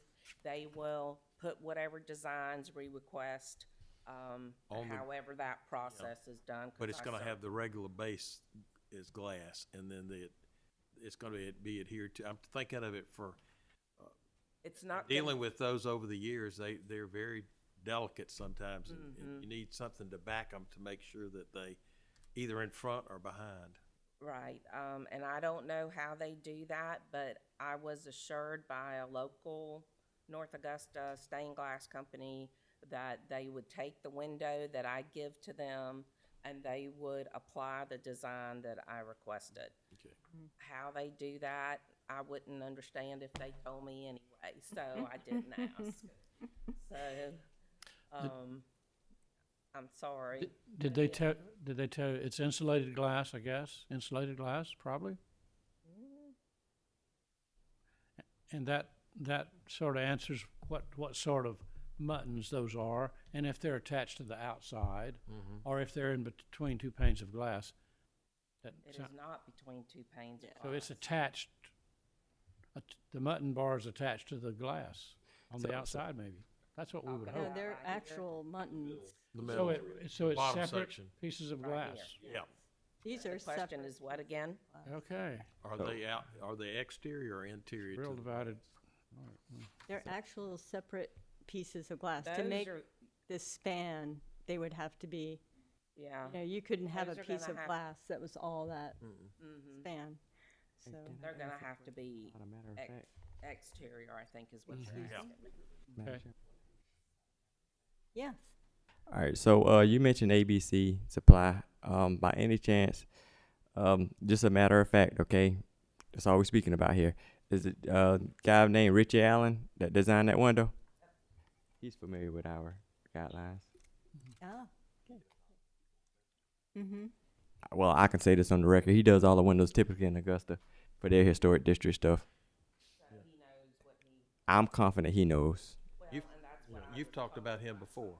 Oh yeah, he can find it. I shouldn't say that. Richie Allen, keep it factual. I'm familiar with his work. Yep, that's him. Okay.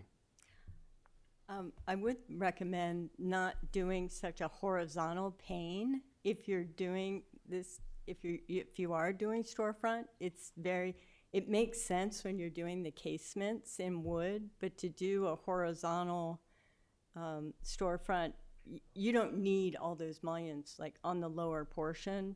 Mm-hmm. It would, yes, you could split that into like you can make those larger pieces of glass similar to what you're doing at the top, and then it'll look more even and it'll look more like you're just infilling that opening with glass and not. Mm-hmm. Yeah, You good with that? I think so, yes. because then it would be balanced and yeah. That would Okay. be good. Okay, 6 rather than 9. Okay. Not a problem. Is there any other comments? I think the other drawing was Is there a public comment? Yep. Mm-hmm. Thank you. I was Thank thinking you. the same thing. Hi again. Linda Johnson, 515 Parkside Drive, Historic Aiken Foundation. First of all, it was a little hard to evaluate this because the application wasn't quite complete. I mean, it said that the size wasn't really certain and the surrounds, but working with what they had, I'm backing up to not the design of the window as proposed, but should that even be there as a window? You know, if I get it, the existing Aiken drug motif was crumbling, they needed to take it out. If they were able to restore it, that would be fine. You can go back to what you have. they're not able to because you can't say the word drug, as I understand it. So now they're proposing something brand new, putting a window in that never existed before. And this window that's being proposed, it's really cool, and it would be great in a building that wasn't right on Laurens Street, but it doesn't fit the character of Laurens Street. And when we look at our guidelines for windows in the historic district, it talks about windows kind of matching being on the first floor and the second floor. Here we're putting a window that spans the first and second floor, I guess. And it's a size that is inconsistent with the sizes of windows on second floors in our historic district. I mean, we have storefronts that have big windows, but we don't have big windows on second floors. So I'm not really sure what you do with this, because it doesn't actually seem to meet any of the guidelines, and I don't know if there's a way to fit it into the guidelines. You know, I think Mr. Law actually talked about the, original windows that were there or something, and that would be fine because we have evidence that they existed. But nothing like this really existed there. We do have some stained glass on Laurens Street. The small windows on the Farmers and Merchants Bank, 4 of them, the fan lights are stained glass. So stained glass itself isn't the issue. It's the size and style and location of these windows. And I don't have a great answer on this. So you might want to just look at the guidelines and try and figure out how this really fits into them. Is this a new window? Is this, well, it's not an existing window. I mean, it's a new window that we're cutting into the building. So I'm not sure how you handle that. Thank you.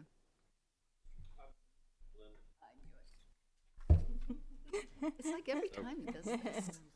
I know between you and I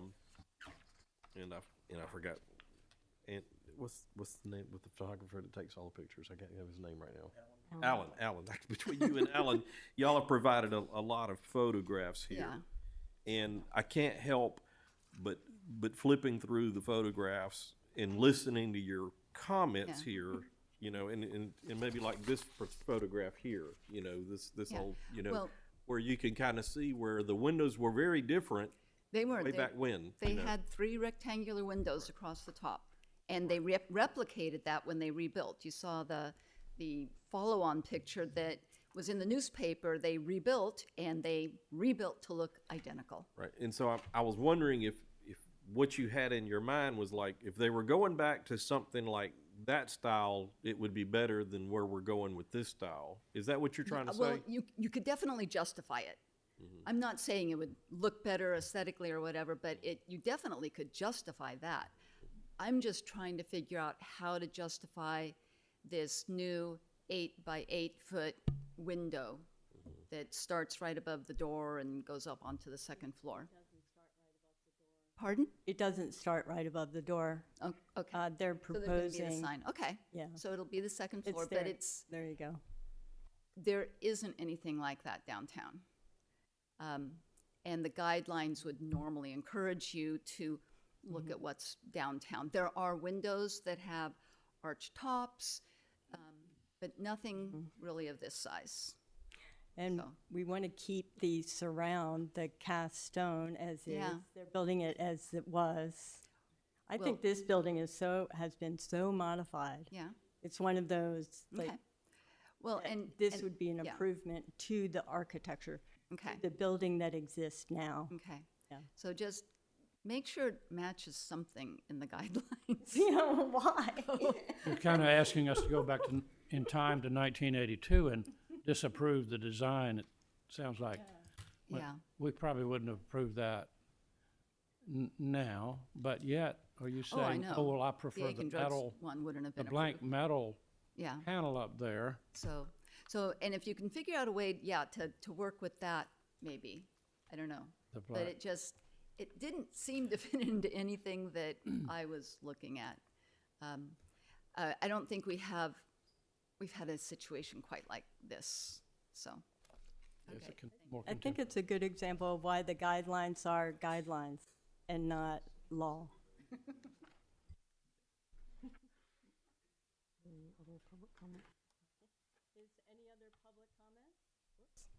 Any other comments?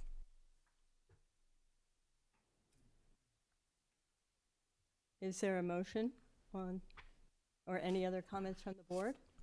I just have one comment, Madam Chair. I was concerned about, especially since we've already looked at the Pharmacy Act, on the Exhibit B, page 9, is there, that's got Aiken Drug on it also. I did notice that. And I just didn't know, Is there a proposal for the sign that's on, what's that road? Richland. Richland? The Aiken Drug sign that's on Richland? Were we going to do a window too, or something? I just was, know that.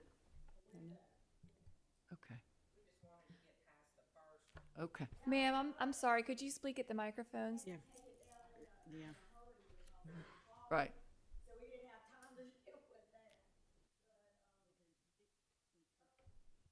Please Sorry, come to I the just- mic. Thank you. Since it's all recorded, everything is recorded. The reason why that was taken down and not the other was because this was emergency. Yeah. And I was afraid it was gonna fall on somebody and kill them. So I lost sleepless nights over that. So I know that one's illegal also because I called the board of pharmacy and, yeah, it's gotta come down. Legally, it has to come down. glass back If in that's place. what you agree for us to do, we would do that. Okay. You just might want to talk to Richie and see if they can do something. Oh, absolutely. I just was curious because we were looking at it and then I saw Oh, Aiken I Drug. knew it. I've known it for a while. The difficulty was the danger that you dealt with, Oh, and I yes. appreciate. That was emergency, and I appreciate you letting me get it down because I couldn't sleep at night worried about something. All right. Thank you, madam. Thank you. Thank you.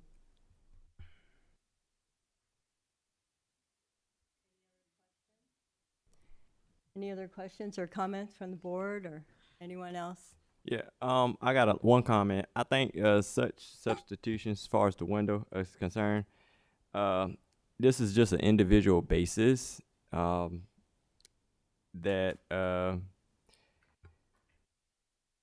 it was a life safety issue because I used to ride downtown all the time and I used to see that sign just hanging off, and I all I could think of was a situation that happened in Wagner with the teacher walking down the street and the light pole just striking her and killing her instantly. It would have been ugly for our community. With this window, I think it's an individual thing. It's a substitution for what you currently have. I would be in support of the window as long as it is in line with our guidelines, such as the appearance of a historical window, which I thought you did an amazing job with what you had. It's not like you're changing the frame. Frame remains the same. It's just basically you're putting glass in the opening. And the guidelines are to be interpreted, and I reviewed this. Everything I'm speaking of comes from our design review manual, and if you want to see it's on guidelines, page 75. So that's my interpretation of window, plugging a hole, keeping the frame. Make sure Richie follow our guidelines. I'm quite sure he's familiar with it as far as the design and the buttons and everything else. Everything else is for interpretation. So with that said, Madam Chairman, may I make a motion? Please. Thank you. So on application number CERD 25-001027, applicant Margaret Welty, I move that the board finds the facts proposed that the project at 101 Laurens Street SW is in harmony with prevailing historic architectural characteristics of the district in which it's located, because as I review my design review manual here, in reference to page 75, substitution will be considered on an individual basis for each separate building. As we stated before, it was a life safety issue, and as long as the windows is composed of insulated glass, it must either be true divided light or simulated divided light, resembling buttons of the exterior surface of glass, which follows our guidelines. I do not see an issue with replacing that window.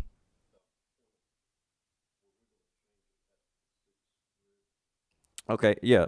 Sorry about that, Mr. Lott. All right. Oh yeah, thanks for the reminder. So yeah, we'll definitely have stained glass at the top and 6 grids instead of I've seen 2 renditions of it. The Pella had 9 and your example here has 12. So 6 to make it look uniform. I second the motion. Thank you. All in favor? Motion passed. Thank you.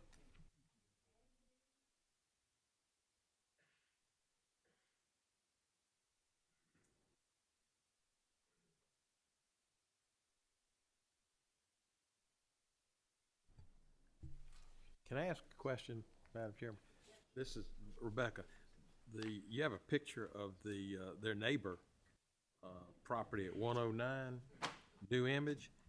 I don't remember seeing anything that approved having all the windows full of advertising like that. I remember we had to step in when I think USC Aiken had some similar situation with their windows, and so can we look into that? Yeah, absolutely. I'll look at the files and see if there was any sort of approval. Okay, thank you.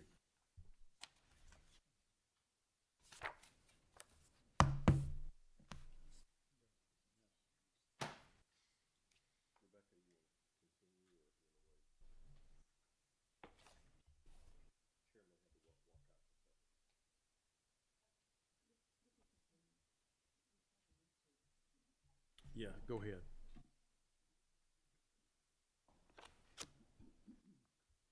Item B under new business, application number CERH25-015. Applicant Wilkins Byrd is requesting approval to replace 3 windows and construct a fence at 233 Kershaw Street SE, tax map parcel 121-09-07-003. The proposed new windows are 6/6 double-hung whitewood windows with simulated divided lights by Pella. The existing windows are wood 2/2 double-hung windows with aluminum storm windows over them. The proposed windows are larger than those existing and are meant to return the windows to what the applicant believes are the original sized windows for this structure. The applicant cites infill panels on the exterior and the original openings on the interior of the structure as indicating that the original windows were larger than the currently existing windows. The applicant also proposes to install a new 5-foot-tall wood shadow box fence along the front property line. The applicant proposes to paint the new fence Charleston green. This is a contributing property located in the Historic Overlay District, specifically Historic District 2, and is zoned RML multifamily low density. The Aiken County Assessor's website lists the construction date of the structure as 1929. The Aiken Historic Resource Survey card lists the construction date as circa 1900. Zoning Ordinance Section 4.1.4.c, Fences and Walls in Residential Districts, states, in the area between the plane of the front of the principal building and any street, no fence or wall shall exceed 4 feet in height except where a higher fence, conforming to these regulations, exists on a common property line of an adjacent lot, in which case the proposed fence may be no higher than that fence. No fence or wall on any other portion of the lot may exceed 6 feet in height. However, Zoning Ordinance Section 4.1.4.d states, the Design Review Board shall have the authority to permit a fence or wall in a historic district up to a height of 12 feet. I believe Mr. Byrd is here. Yes.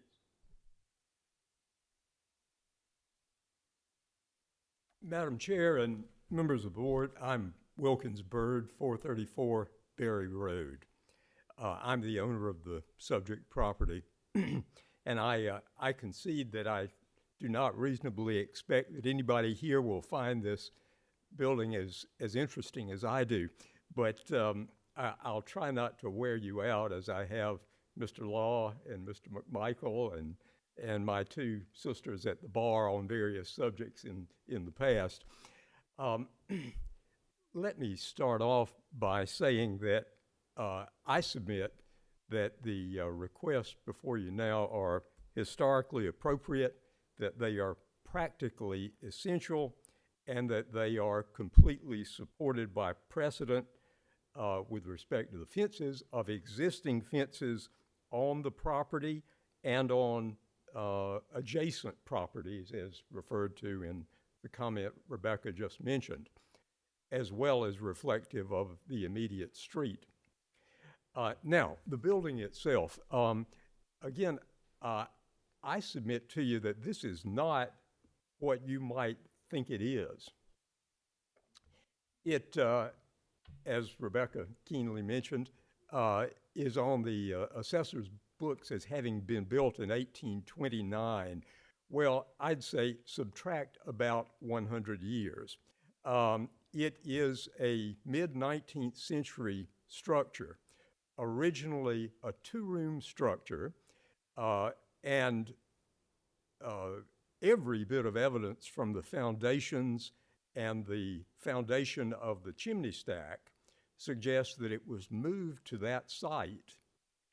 I puzzled over this. I've owned this building for nearly 15 years now, and puzzled over it for fully 10 years before I came to some conclusions I'll share with you that may explain some of the curiosity of these rather immense windows for a little structure.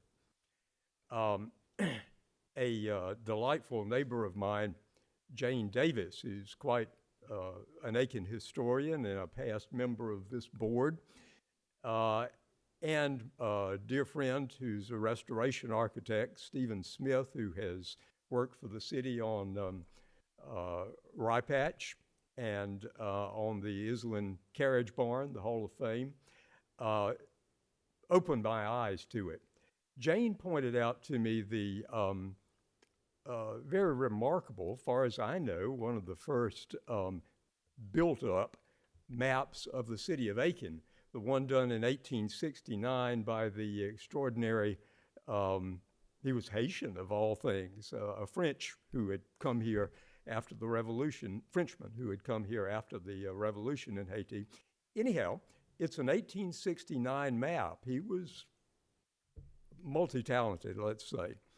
And it shows much of downtown Aiken, streets carefully delineated, existing structures shown on it. And what it shows in relevance to this house is that there was nothing in 1869 on this block, the one bounded by Colleton, Union on the west, and Kershaw on the east.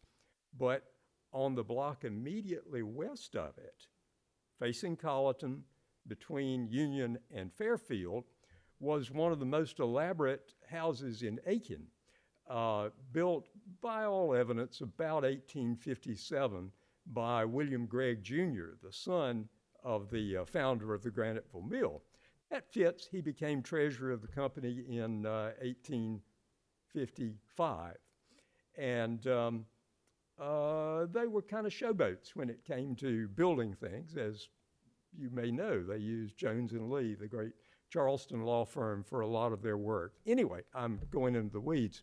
The de Caraduc 1869 map shows the massive Gregg house.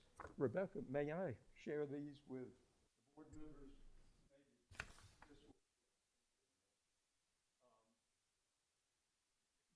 Big, roughly rectangular thing, Italianate with a lot of Greek Revival elements. Anyway, shows that plainly on the map, and at the northeast rear is a rectangular two-room structure facing on Union Street.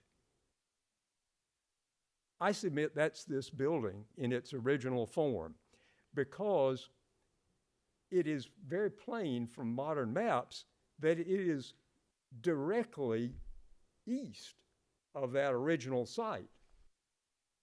I suspect that that 1929 date that I criticize was about when it was moved there. And there's several other reasons. Again, I'm not trying to kill you all with detail, but several other reasons to believe that's about the time. That's about the time the big property, which had, by the way, been the first Aiken County Courthouse, as many of you may know. It was so sizable.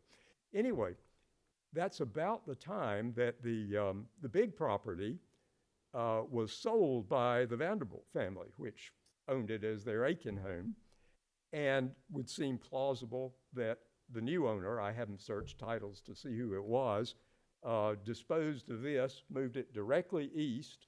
The intervening house did not exist at that time, so it was easy. You just roll it as they did. Now, get to the point, Wilkins. That relates to why the proposed windows are so bizarre and massive.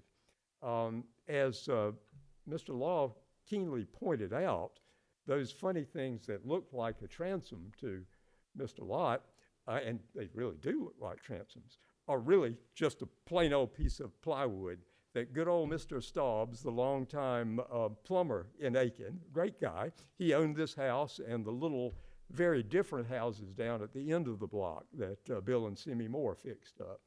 Anyway, he's practical as the day is long, or was, and he just filled that in, stuck in these modern windows, and Ben, I should level with the board. They are not just the panel above or the interior cutouts, and I have photographs if you all would like to see it, if you're not already expiring.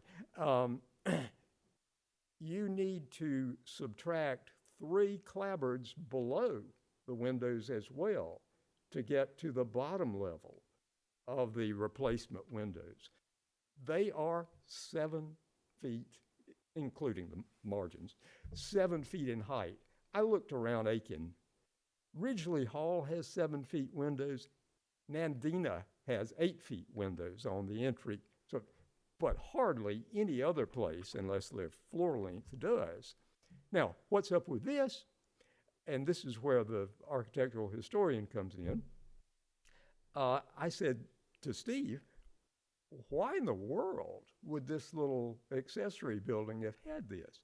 He said he'd seen it in other courthouse towns or other interior towns of some size, that some major, usually kind of Greek Revival period houses, had an office for the owner in the yard. Does this fit or not? Facing onto Union Street, the Humpback Bridge, lamented Humpback Bridge, is right there, 100 feet away. What was on the other side? The train station. And so, pretty obviously, young Greg, doing the family business, shipping things in and out, had perfect reason to want a little in-town office, not to have to haul himself all the way out to the mill at Graniteville. And finally, these are big because they were meant to match, or echo at least, the massive windows that you see in the main house. It was right by it. It was not a kitchen. It was not a servant's house.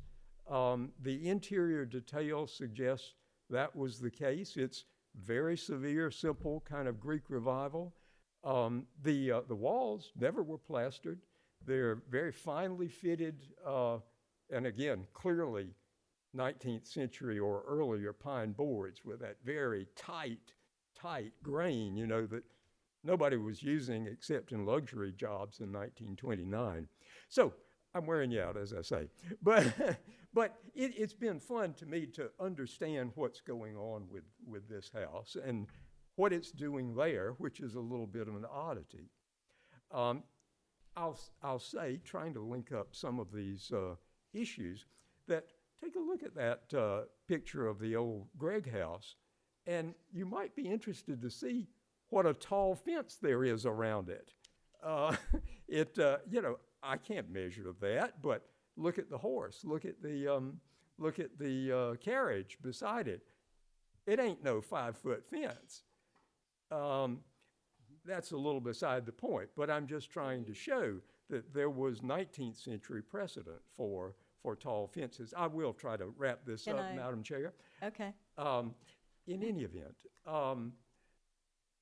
to finally cap this, I would submit to you that with respect to the fence, I've heard you all discussing the issue of fences that exceed the 4-foot height. I would like to remind you that this structure is tiny. It's 750 square feet. It needs its yard for livability. It doesn't need to share that yard with everyone stumbling past. It's also on a fairly high foundation, so even 5 feet's not going to mask it by any means. It's Tall house too. Yes, it is. It is. What's the ceiling height? 9.5, McDonald. Yeah. Again, not characteristic of a servant's house or anything. Would fit for an office for a rich kid. Anyway, my point though was just to say that it needs an enclosure. Another practical reason for this particular one is that that it was a design approved at the market area, the farmers market area, for Bill McGee's properties there. I thought the design was suitable and severe and plain and in dark green would not be obtrusive. I am wearing you out, so let me submit to any questions if anybody dares. I'll follow up. I'm awake.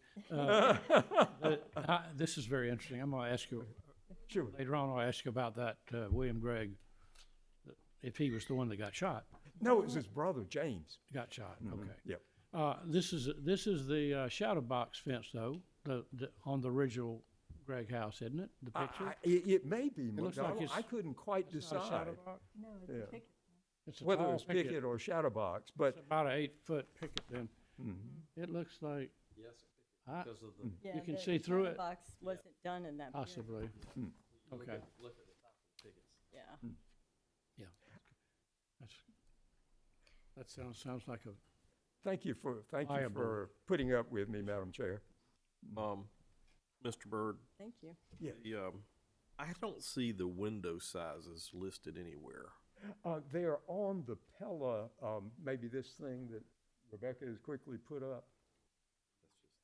The initial one, which I corrected, said 6.5, and 6.5 is effectively right for the sash itself. The whole sash and bottom. So I see it says 71.5 inches frame size.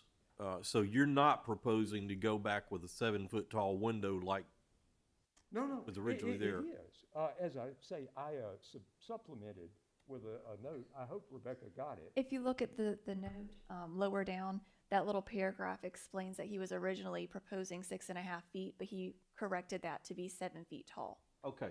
So that was where I was That's trying it. to understand was. And they I apologize, I missed exactly that. with the openings in the wooden walls on the inside. Ben. So this is gonna be quite a daunting tall window. Yeah.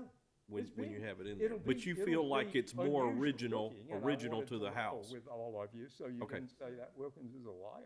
Yep. And you didn't consider, because you're such a historian, I'm surprised that you didn't consider wood windows like that, with a storm sash or, something very historic. Well, that would have been sort of tempting if these were protected and under a porch. They're exposed. They are wood windows now. They are the clad version Right. with that little bit of aluminum, I believe it is, over the wood muttons. But the structure is wood. There's also fiberglass windows that look very true that you may want to look at. It's just a suggestion. I believe these are acceptable. But just because I know you're so interested in history and, Thanks for that point. Going to move it back to the old location. Sally Anacleria would have had my neck. I'm not sure who lives there now, but they've got a great big wall there that would prevent it, Mark. Yeah, thank you for the Wilkins for the history. I happen to serve on the board for Gregg Foundation. Oh, yes. And I'm going to take this, and we have a meeting Thursday, next Thursday, and so I'll at least get 10 or 15 minutes. I'll get the notes from the meeting tonight, so. Great, good luck, But John. thank you for that. That was very interesting and certainly worth hearing. Thank you. But you've Oh, heard, excuse me. you have heard all of our fence comments from our previous. Yes. Uh-huh. Yeah, so you understand our concerns about height and, you know, fenestration and I would. separating the person from the public view. So, If I might add two very quick comments on that score. As you might guess, in a 750 square foot house, one of these two, the room on the right, is the bedroom. And so there's a lot of glass there for a bedroom, even with curtains or an interior blind or whatever. And the last thing to say is that in terms of vegetation, it's not a choice. The distance between the foot of the steps and the setback line where this proposed fence would be, is 10.5 feet. So put bushes in there and there's nothing left, really. Madam Excuse me, Chair. I think I may have cut off Mr. McKell. I'm sorry. Now, permission to speak, Madam Chairman? Yes, please. So fences. Page 38 of our design review manual, it talks about new walls and fences should complement the building they enclose through compatible design, elements of material, scale. Take note of scale, color, and style. I have no opinion of the color and style, but I'm afraid that the scale may be a little too big for a 750 square foot house. May I respond then? Yes, Sorry. sir. Yes, sir. One thing that I grievously left out was what's there now. Along the southern, and I have further pictures, if you would. You have context? A 60-foot long fence owned by the current people. It was the Brooks in years past. And that steps up to more than 6 feet in height when it reaches my property. Here is On the front? On the front, though? yes, along the Kershaw Street frontage. And here is my buddy neighbor showing that he's 6'3", it's taller than he is. In the back of my property is a 7-foot masonry wall along the south line, and adjacent to this one, this 6+ feet, is a masonry wall that runs out to Kershaw that is 4.5 feet tall, not counting the finial. This is Park. I'm sorry, did I? Is this on This is Kershaw? Oh, I'm sorry. Maybe No, I believe this is Park. No, that's Kershaw. You're back to Colleton. My house is just beyond the tree. So I'm just trying to show how that long steps up to more than 6 feet.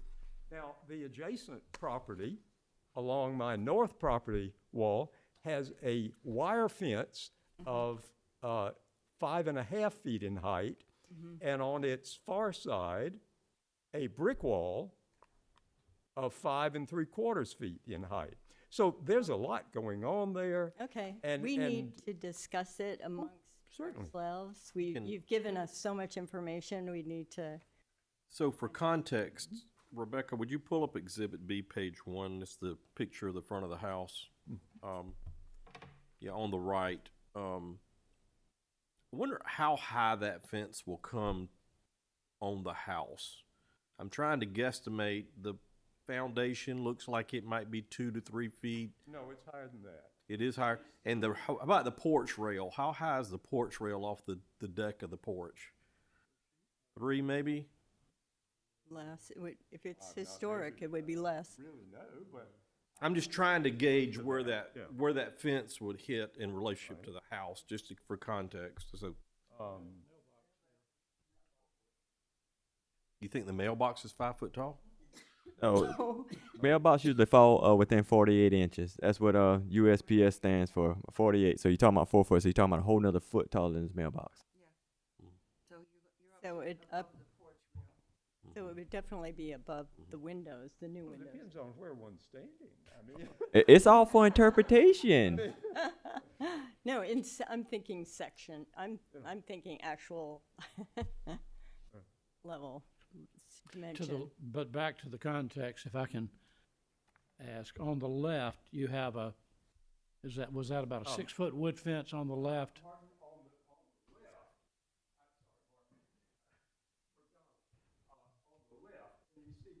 Yeah. Yeah.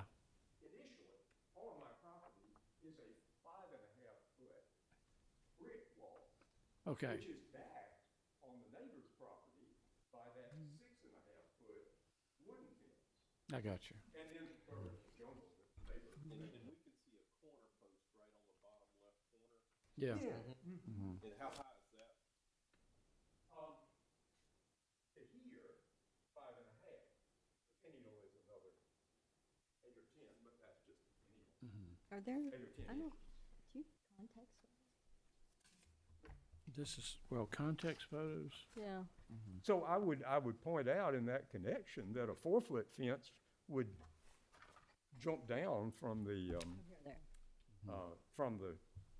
pier, the brick pier, as well as on the far side, be lower than my neighbor's wire fence. Well, again, I've worn you out, so I'll respond to any further questions.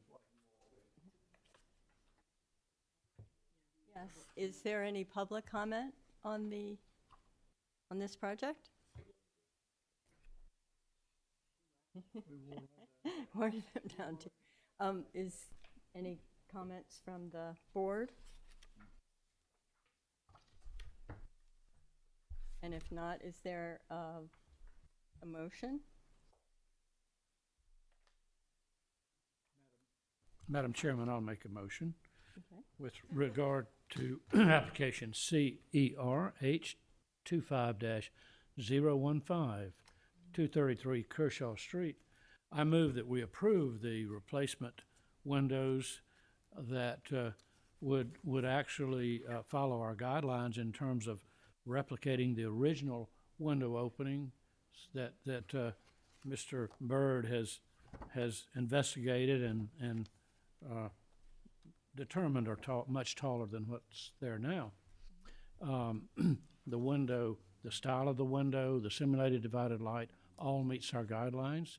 And I also approve the 5-foot wooden fence in the front because that we have a context of 5 or 6 foot fences all along the way on that side. So that's my motion. I second it. Is there any discussion? Yeah, sorry. Just a brief comment is that I really do think 5 foot with that house is too high, but I went by and looked at it and he is correct. There is a 5 or 5.5 foot, like almost right next to it as I drove by it from the other side. So, and I think under zoning ordinance 414C, no wall or fence shall exceed 4 feet in height except where a higher fence conforming to these regulations exists on a common property line of an adjacent lot, which is really what it is. Which otherwise I would not be in favor of a 5-foot fence. I propose, I would agree with all of that except for the style of the fence, which is not appropriate for the context for your historic structure. That possibly there's another fence design that would be, more in keeping, more historic, more decorative, more historic than the one that you're proposing. Is that possible? I would accept that as an amendment because, in fact, the fences that we see going along the street, the adjacent properties are or just board fences and not shadow shadow box. Yeah, we agree with that. I think if Mr. Byrd would be willing to come forward, we may.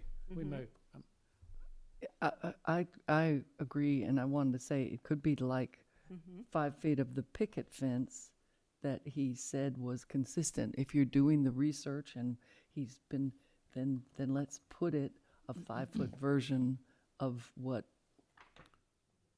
Well, I mean that Of the Greg fence.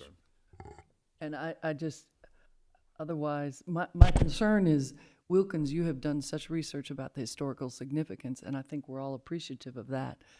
But my concern is, when driving around the neighborhood itself, not just the one right next to it, but the harmony of the neighborhood, no other small house in the neighborhood has a big fence in it like this one does. There is the one, but I mean, next door, across the street, the adjacent photos that we looked at in our packet. I know you will disagree, and I appreciate that, but I am saying that the harmony, the feel of the neighborhood is such. may I Now, we have respond briefly to that? We have a motion going, so. Yeah, we have a Well, a motion and a, misstatement has been made. So he can amend his motion. yeah, right now, the motion was that we approve, and the motion I made, that we approve the 5-foot because of adjacent fences. But I do agree with our chair lady, that the shadow box type fence, I don't know is you maybe know better than I do that is an original style fence.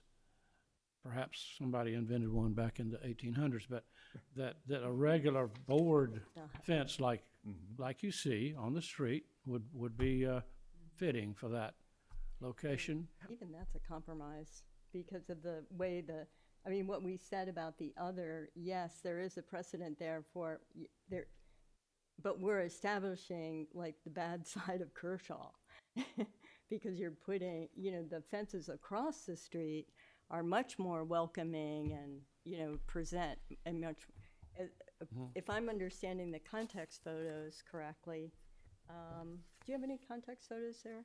There's one, and I know you've made a motion. 426 Colleton. Right. Left. Wilkins, the one on, I'm not the chairperson here, but on bottom left is that right? This one. We've got a smaller or shorter. May I share what's coming, and I'll respond to anything you all would like to on this. Okay. Just point of Those order, are- though, is if we have a Right. We have a motion, and I Yes. think we either.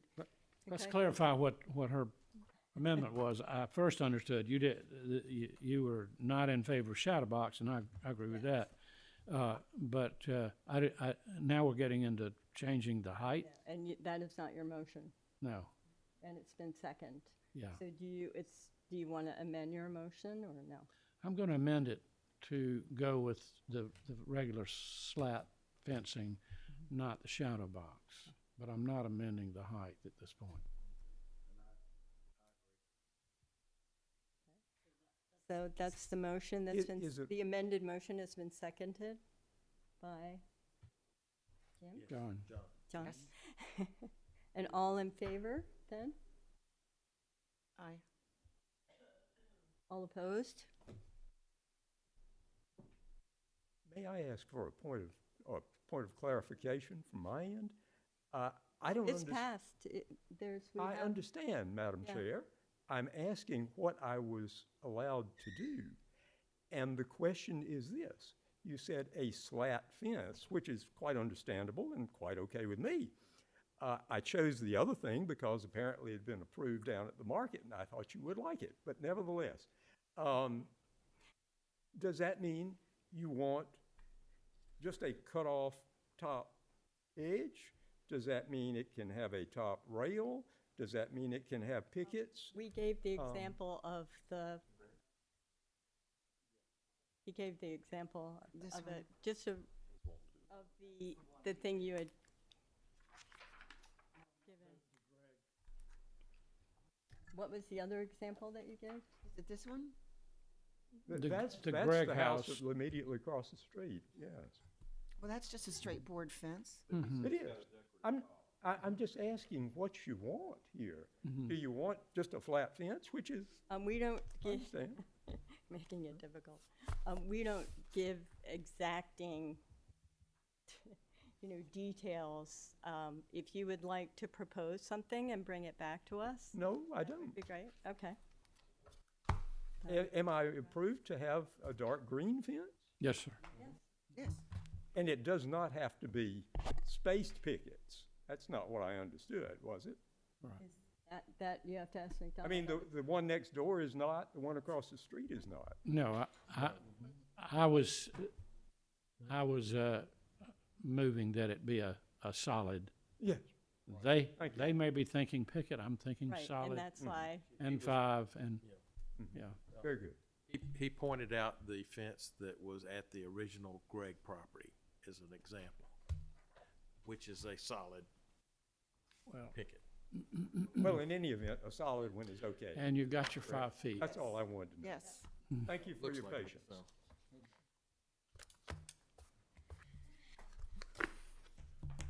Are we serving coffee? I'm gonna. No, Madam Chairman, I need to recuse myself. the next project, the next application.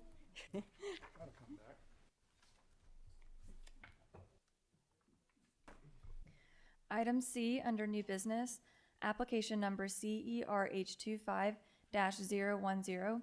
Applicants Scott and Kimberly Gudith are requesting approval to convert a church building into a single-family residence at 433 Whiskey Road. Tax map parcel 105-12-07-001. To convert the structure into a residence, the following alterations are proposed.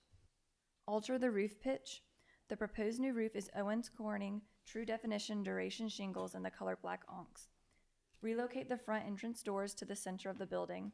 The proposed front door will be a 6-foot by 8-foot mahogany Tiffany diamond 7-light double door.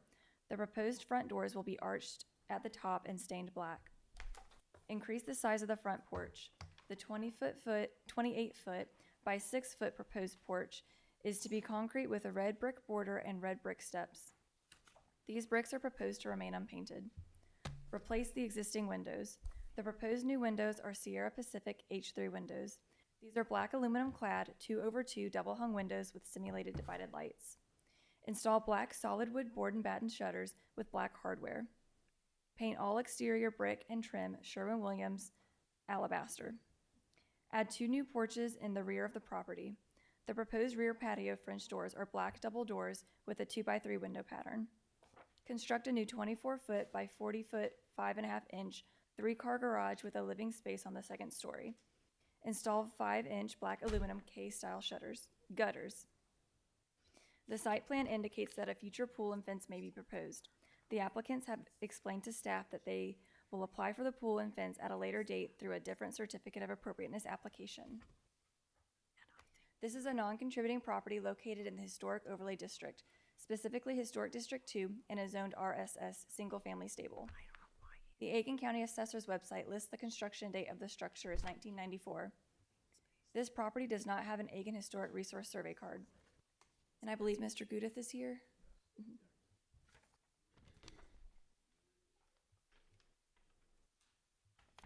Good evening.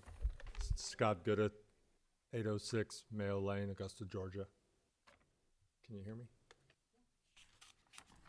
Madam Chair, can I take just a minute to make a quick statement? My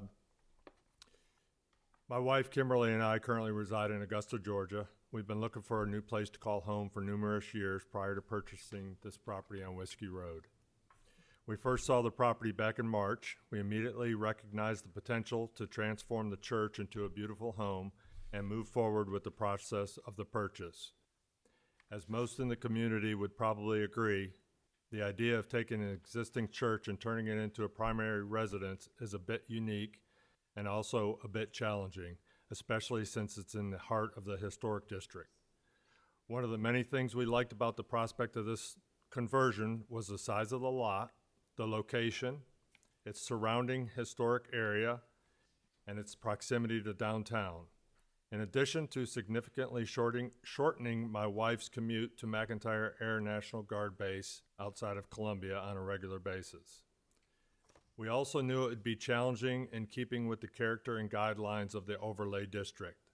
It would require the right team, those whose visions aligned with ours, and folks that were very familiar with the surrounding community to help ensure the design and conversion would be as cohesive as possible.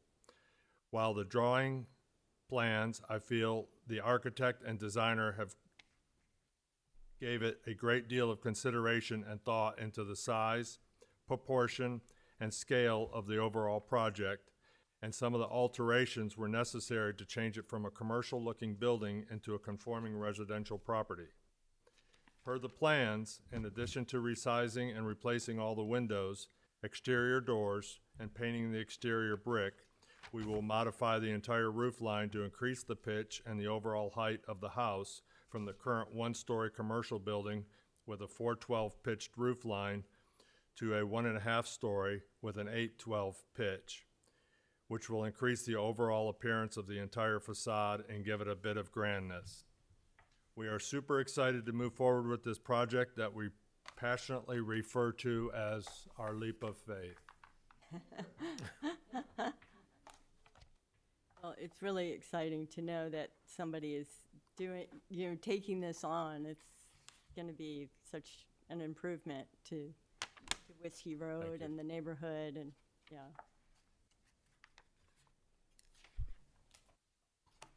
Any questions that people have? Yeah, I've got a couple.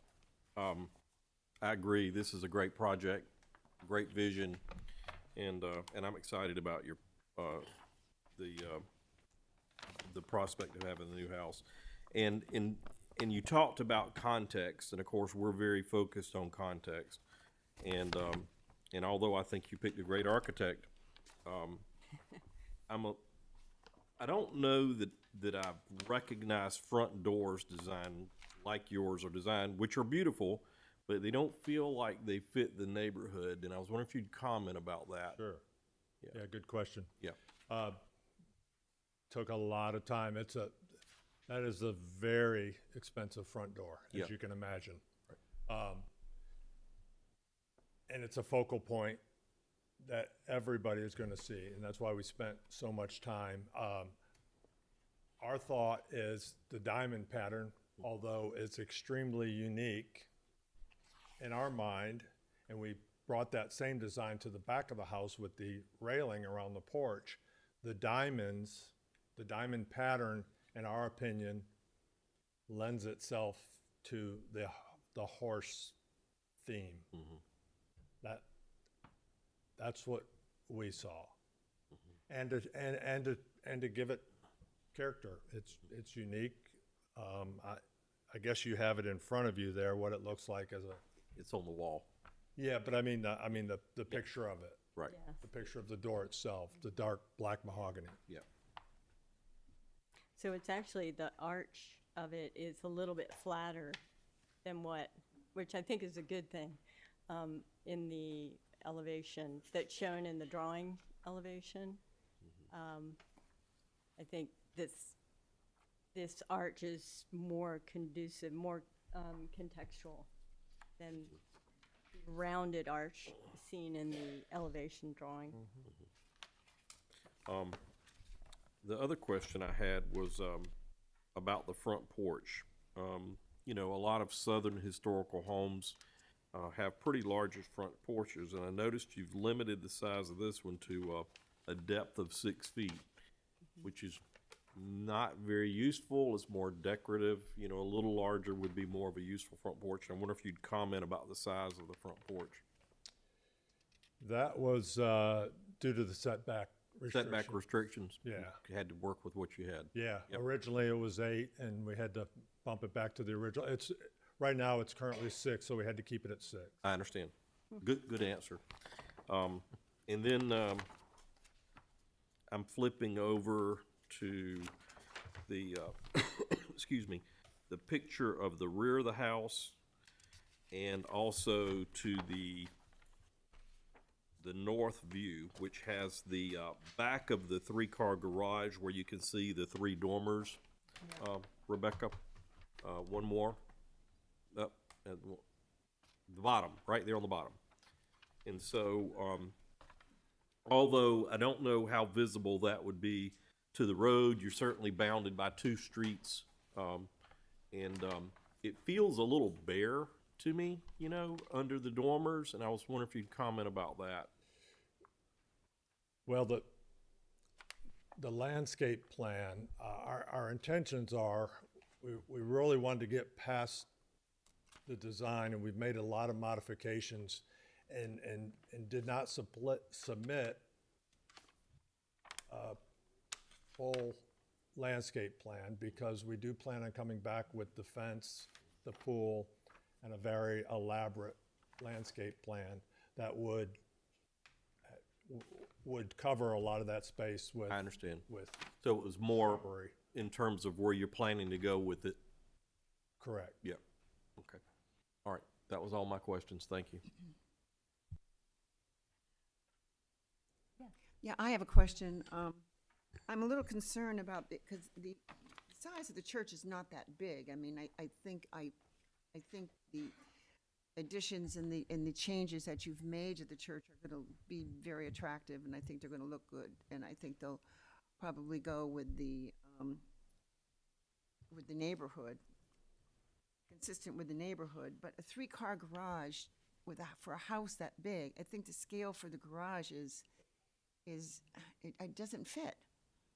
It just doesn't. I could see a two-car garage, but I can't see a three-car garage. And then the other thing was, I guess you're going to do a living space above the garages. Correct. Is that why, would you comment, is that why you needed a three-car garage so you could get another living space that size? No, not necessarily, although that was a contributing factor. The reason we're doing a three-car garage is that this is a big project. This is a place we're going to call our home. This is the year 2024. And three-car garages, this is not Woodside Plantation, I get that, understand that completely. But there's still a need for more garage space. Whether that third one is used as for a golf cart or... There is no other garages like that in the whole neighborhood. It is not consistent with the character of the neighborhood. There's nothing about this church that is consistent with anything in the neighborhood. That is true, but if we're changing something to be part of a neighborhood, I think that's one thing that we need to discuss. I mean, we need to consider the scale of a garage compared, that size garage compared with the size of the house doesn't fit. It's not consistent. It's not consistent with the size of the church, even with your additions. It's not consistent with, and it's not consistent with the neighborhood, because this is not, it's still a historic neighborhood, and we don't, and it needs to continue to look like one. Most of the houses on Chesterfield, the front of the house opens on Chesterfield, even though they have a Whiskey Road. Correct. Right, and so what you're doing is you're putting a three-car garage front and center, even though you've switched it to the side, when you have a house to your right and a house to your left, a house across the street and a house catty-corner down, that doesn't, that have their entrances, and I just think that having this garage, that size of a garage with the size of the house, I think is just, it doesn't. Yeah. With all due respect, ma'am, the houses that are surrounding us all have 8 and 10-foot walls, structures around them. Pardon me?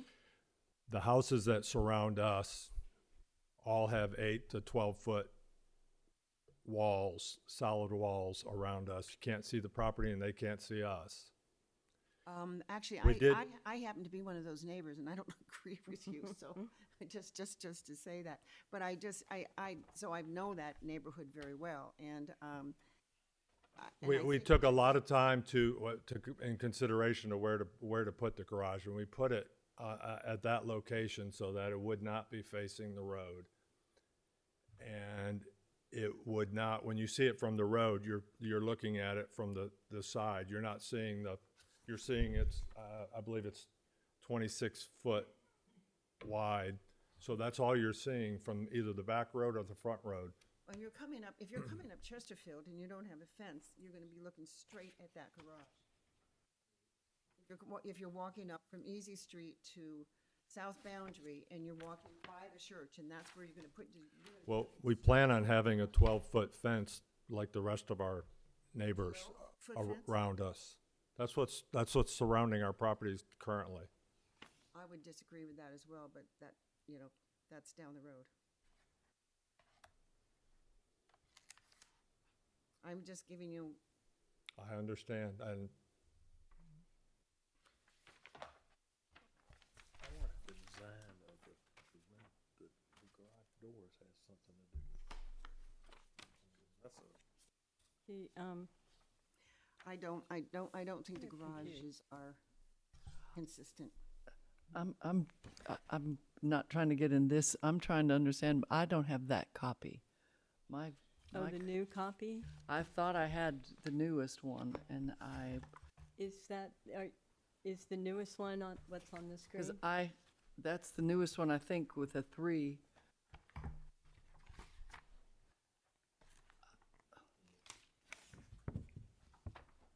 Maybe that's why I'm confused. I just, and I apologize, I was looking at different copies, and I was going, mine is just a 1-dormer, I believe. That's what I'm looking at. And that's why I was,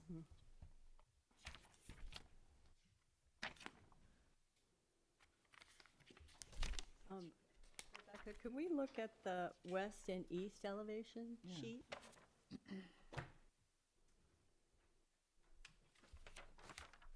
Thank you. So there you go. Oh, okay. So I have in my drawing A7.1. yeah. No, I mean, yeah. And it's different. I may have got your copy, Barbara, because I had 2 in my package and I put one back. If you look at. Okay, could you see how mine's different? That's what. Yeah, I think there's some confusion here. Yeah. See, yeah. A7.2. Sorry, I mean, I'm just. Because in No, that's the not that. drawing, I'm looking at the roof of the garage barely shows above the roof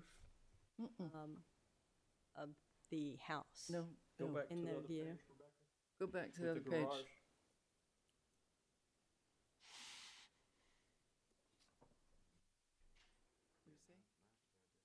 Oh, yeah.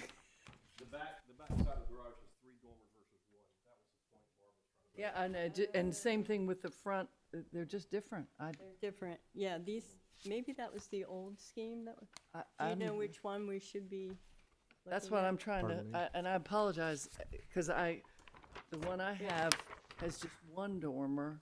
Yeah, that's. And we have 3 dormers. Mine has 3, so. Mine has 3. Yeah, it's 3 on the back side.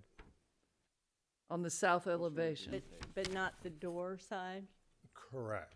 Oh, I think we have the wrong, I think we must have the wrong one. 1023. Okay, we'll just look at the, By any chance, Madam Chairman, may I ask what's the latest revision date? Because we're all lost. Yeah, because it's different, and I apologize, but we're looking at 922.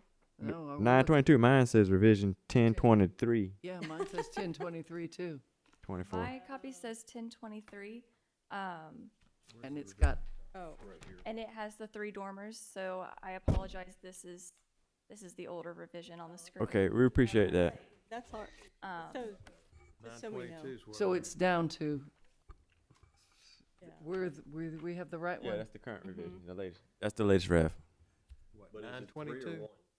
The one that's, It's this 3, is the it's 3 on the back side and 1 on the garage. 3 on the north and 1 on the south. the right one.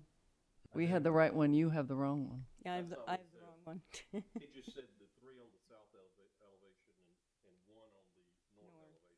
Mhm. You know what you just said, Mr.? Yeah. No. Yes, what we're looking at here is what is the latest scheme, correct? We have a lot of documents this time around. And there has been a lot of changes, obviously. Yeah. If we can clarify, I guess, the revision date, I guess that'll be a starting point. What is it supposed to be? Do you have a current I'm sorry, Madam Chairman. Mine also says 1023, so on the elevations.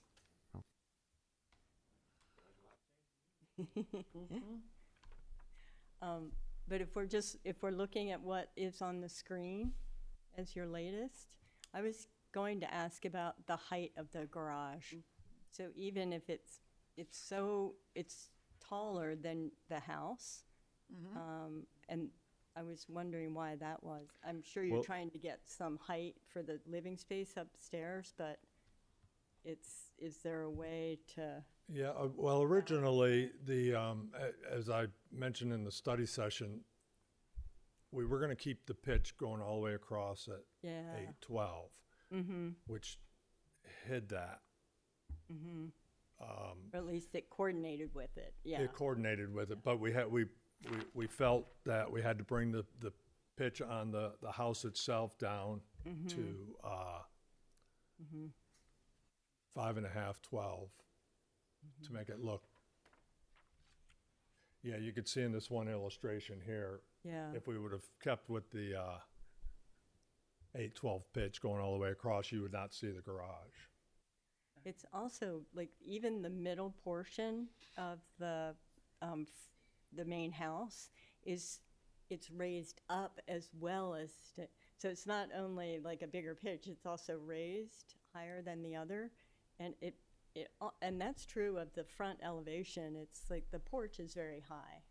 It says 9 feet, but it's actually higher than that. It doesn't, and I was just curious, like, I think it would all feel better if it was just like a little more contained, you know, it's kind of pops up and. Yeah, I agree. And, you know, I don't know if it has to be a lot, but, and then there's also the elevation of the rear, or the Chesterfield, I shouldn't say rear, because it's really the Chesterfield elevation. We should be seeing the garage, you know, that side of the garage. What does that really look like? You know, what does that elevation or that facade really look like from the street? I wonder if there's a way that we can see that. From Chesterfield, Chesterfield is some 100 feet away from where the garage is going to be. Yeah.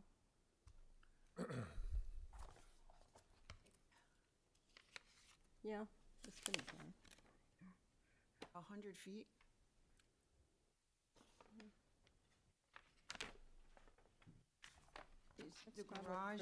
Does the garage butt up to? No, it's offset from the house by 12 feet. By 12 feet toward Chesterfield. Correct. I'm not very good without seeing the dimensions myself. That doesn't sound right to me. It looks like if you look at the setback on it's probably like 80 feet. I would say. Yeah, give or take. But it would be good to see. We don't really have a drawing that shows us like what it's going to look like from Chesterfield. It'd be good to have that view. I think it would be good to have the context photos.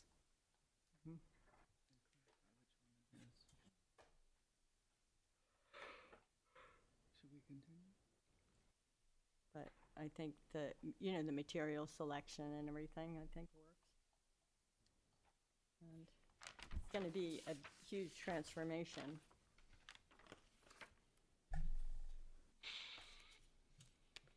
You're saying you'd like to see a different elevation than the west elevation? Because the west elevation doesn't show the garage. There it is. Yes, it does. Yes. Okay, there you go. Yeah. And that was my point. It's very narrow there. Well, it's Mm-hmm. the depth of the garage, which is 24 feet. Is that the rear? That's the rear. Mm-hmm. And I guess you don't want the garage connected to the house? Correct. You just want it to be a freestanding? Well, it's build? because it has a lot to do with the where the kitchen is and there and the windows and the natural light. Right. I just think if it was not as tall, it would really help. It would look more stable-like, carriage house-like. There's lots of precedents in the neighborhood of beautiful carriage houses. Because even in that elevation, it looks so much taller than your porch. Yeah, so that's the kitchen off of that back garage wall. Mm-hmm. And you're trying to get light through those kitchen windows is the reason. Through the breezeway. Just the breezeway. Correct. Instead of a connection to the house. Like Where you even- have your morning coffee is very important. Exactly. Like, could the eave of the garage be the same as the eave of the your porch? That would help a lot. If we do away with the living space above it. It would be, you could do it, but it would just be like those crawl space walls, the walls would have to, it would be narrower. You're talking about lowering the roof line altogether? Just taking it like Yeah. by 2 feet or something. Yeah. I mean, you've got a good size, a big kitchen up there. It's nice. It would just be pulling, those items that would just be pulling it in on either side. You'd have like this, the windows would be more dormered in the interior. But the plan would still work. You have it. And your stairs could be shorter.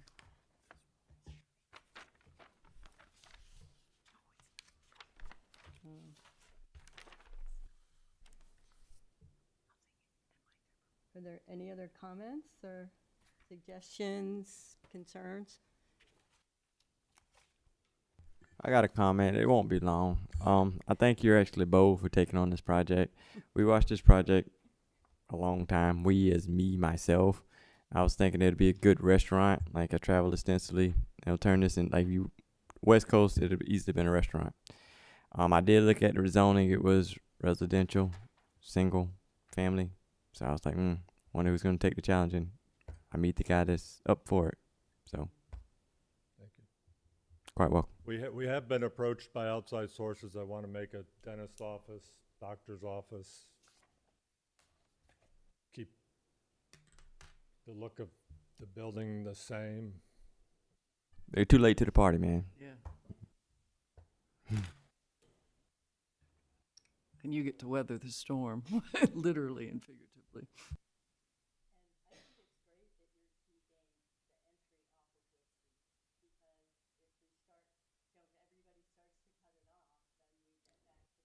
Yeah, if there's no curb cuts. Somebody else mentioned in the study session, Ben, it might have been you, if we were keeping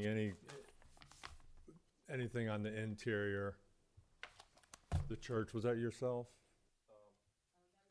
Oh, that was you. And I thought about it. We did ask them, the church, because we wanted some resemblance of, so we did ask them for some pews, which we're going to incorporate into the inside somehow. And the baby grand piano, and some original drawings of the church too, some sketches. So we did get some of that, which so we're not completely gutting it. Great ideas.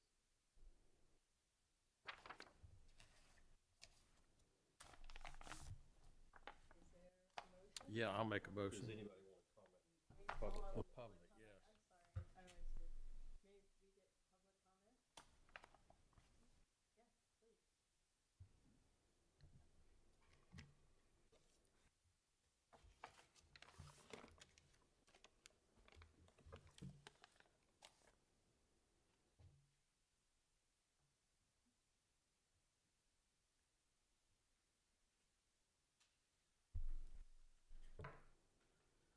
My name is Mike Morgan. I live at 415 South Chesterfield Street, directly across the street from the subject property. When I looked at the architect's renderings, sometimes it's hard to tell what it really is going to look like in real life. And so you have to look at what some of the details are. And in this case, I was troubled by a couple of things. I mean, I should say, before I tell you what I'm troubled about, I kind of like the design. It's, I don't know if it fits a category, but it sort of struck me as modern folk cottage. And I thought that it would be well suited for a lot of neighborhoods in the south side of Aiken, but not for my neighborhood. And part of the reason for that is that when I read some of the detail, I thought that the big mahogany door was a little much. I thought that metal windows were inappropriate for our neighborhood, and fiberglass doors the same. And I also agree with Mrs. Corey that the scale of the garage doesn't fit the house. So my house was built in 1840. I think just about every house in our immediate neighborhood is at least 100 years old, if not older. We have wooden windows and wooden doors, and there's a certain patina to the architecture. And unfortunately, this house doesn't fit that structure of our neighborhood. I'm a retired real estate developer, and I mostly did multifamily and office buildings, but I have built a couple of houses, and I built a subdivision with the architect was Robert Stern, who's famous if you're into architects. And you can build a new house that looks old, and I've done it. And I think that I've also done a lot of rehabs, and I have to wonder if it might be better to tear this structure down, and instead of trying to build around it, just start all over again. A lot of times that's cheaper than doing a rehab. And you know, this property, it's my understanding that this property was the paddocks for 411 Whiskey Road. And in the early 70s, the owner at that time sold this off to the Christian Scientists, and they built the church. The church, I mean, they're lovely people, but that church is a mid-century modern barnacle. And so having it replaced would be a good thing, but having it replaced with something appropriate for the neighborhood would be the best. And so that's my 2 cents, and I hope you'll consider it when you make your decision. Thank you.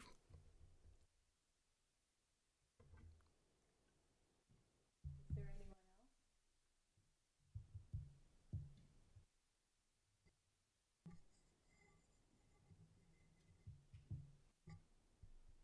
There any other comments or?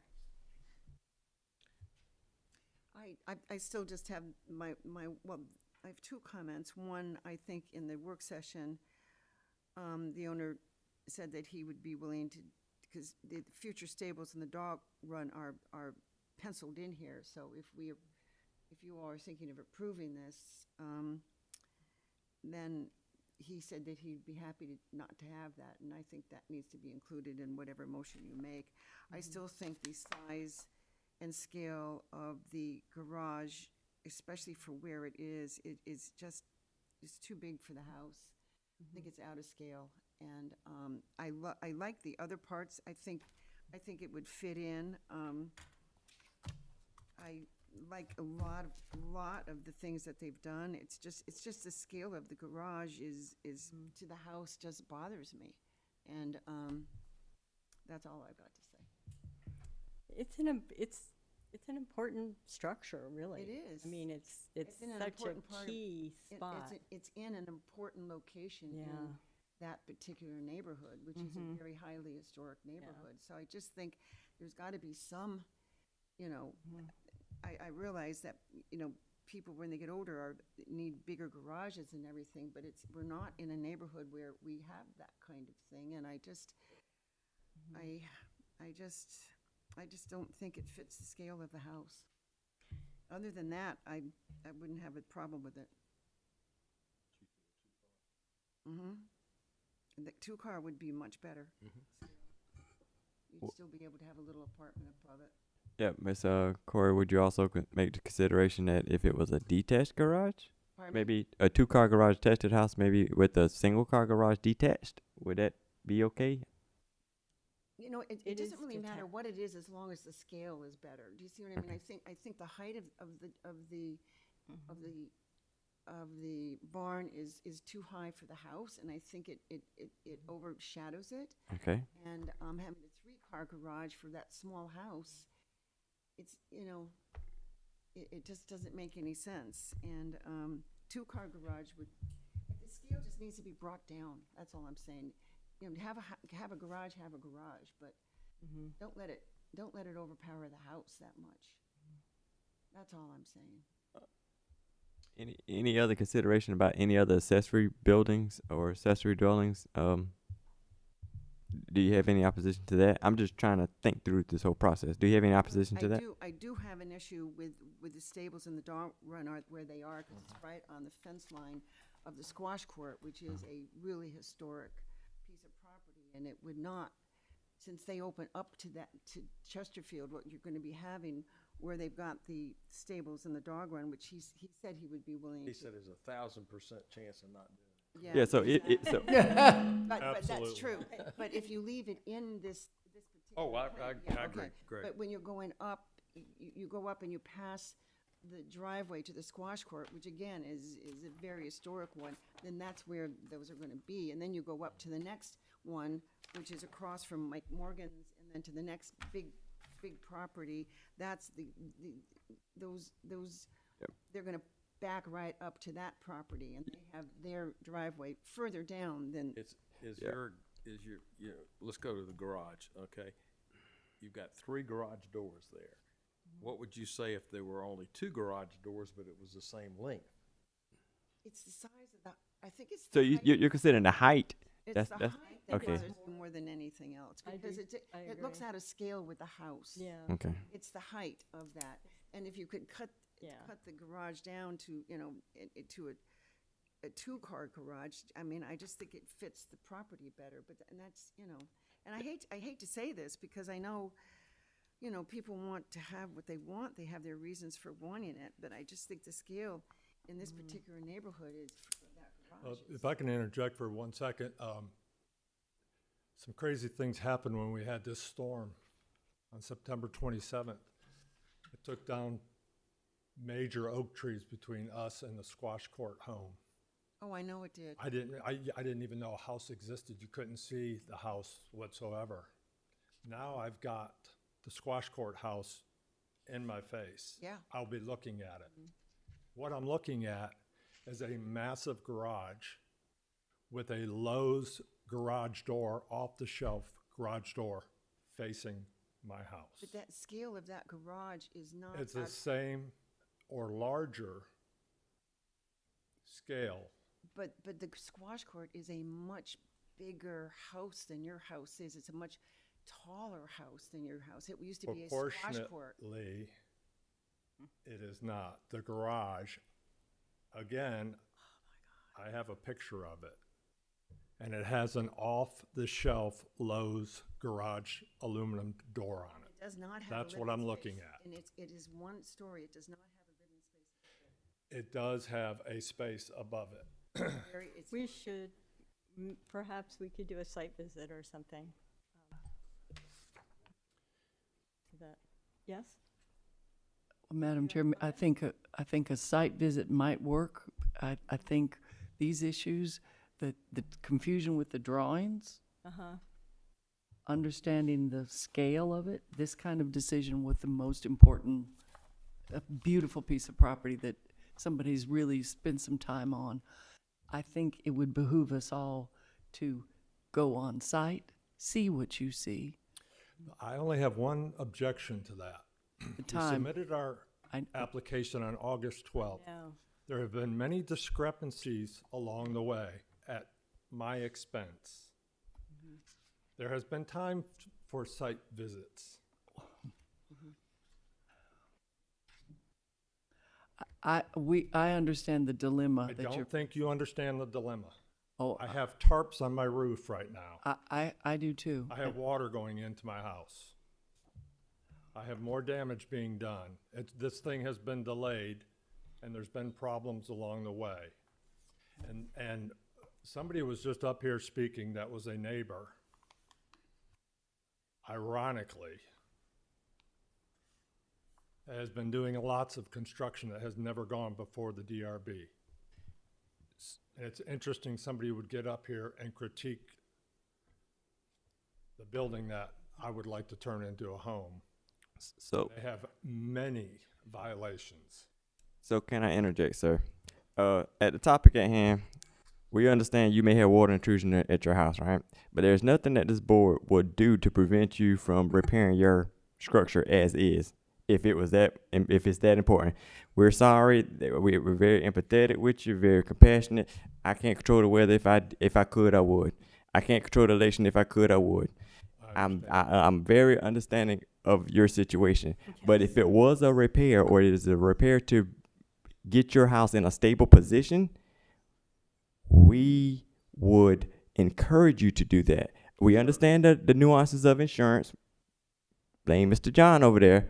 But as far as preserving your structure, that is we're all for it. I was more so referring to the delays in getting to this podium. Yeah. Yes, sir. Getting to this stage. And that was the hurricane, the election, So and on and on and on. So terrible timing. I've been where you are. I'm an architect. I've also renovated here, and it seems like, oh my gosh, it's going to take a month. It takes a month to get any sort of feedback, and it's the process in terms of getting everybody. Well, we were talking August 12th. Yeah. It's November 14th. And you came right at that juncture of like the, Not acceptable. Yeah. We can. I understand your concern. So I'm trying to figure out where we're going here, okay? Yeah. So I've got a question for the board. Mm-hmm. And I heard the neighbors' comments, and I'm listening to Pat. And it appears to me that this is not a two-story Greek Revival Southern sort of house that you might see in that neighborhood. Right. And we're either saying that we disagree with the entire style of the house because of the neighborhood, or that the style of the house is okay, and if we're okay with board and batten, multiple pitched roofs, what we see on the drawings here, it just seems like to me that it's 2-car garage, 3-car garage. We're trying to let a gentleman build the house that he needs, that he wants. Maybe he collects old cars, whatever. That from a design perspective, that we're either kind of okay with this design or we're not okay with this design. If it has an extra garage, I'm not an extra, garage bar, I don't see turning him down over something like that. This is a minor change to a new house. It is not remodeling a conforming structure. This is a new house in here. There ought to be a little bit of latitude when you're not working on a contributing property, And so I'm a little concerned about where I hear us going with further delays and not being able to articulate a major design flaw, And so that's my concerns. Is it possible to, approve something with caveat? Yes.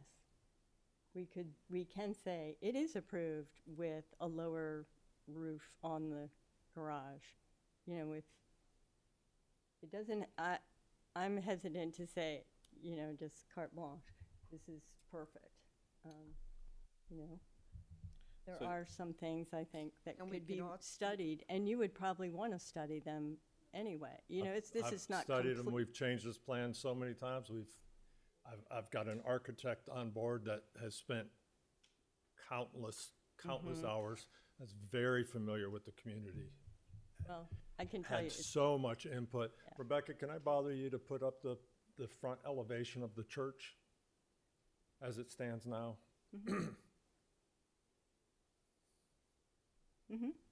It's that, Huge improvement. or the drawings we spent thousands of dollars on and hundreds of hours. And I don't think this board actually is going against anything that you and your architect have come up with, other than the size of the height of the garage. And I don't think that is an unreasonable concern, because it's out of scale, I believe, for that neighborhood. And and since everybody else fronts onto Chesterfield, where that's going to be your back, I think some consideration has to be given to the neighbors in that regard. And so maybe we should just. You won't even see the garage from Whiskey Road. The If you address put is up- if you- Whiskey Road. I'm talking about the houses on Whiskey Road that are your neighbor's front on Chesterfield, which is going to be your backyard or your back of yours. And I do disagree with 12 feet fences, because anyway, that's another thing down the road. But and I don't think that's. I was an being unreasonable- sarcastic about the fence, I'm sorry. That's what we have surrounding us. And I have no desire to build a 12-foot wall, but we have 12-foot walls around us. I'm just saying, I do not think it's unreasonable to be concerned about the size and scale of the garage in comparison to the house, because I think it would take away from the design of the house as well. And so, that's all I'm saying. And what I would say is, I'm a car guy. I would prefer my garage bigger than my house. Give me a 1,500 square foot house and a 15,000 square foot garage. In my opinion, in the architect's opinion, this garage is to scale with the house. It's 3,500 square foot house. But it's larger than the height. The height is larger than the house. It's not larger than the house. That is the exact same height as that whole center section. It's the same size. It's larger than the section on the right. It's not. It depends on where you're looking at it from. Is it larger than that section? Yes. From the street, from Whiskey Road, our address, that's all you're going to see of the garage. Chesterfield, the people that live on Chesterfield, there's 3 or 4 homes, including yours. It's not a highly trafficked, there's not a lot of people that go down Chesterfield.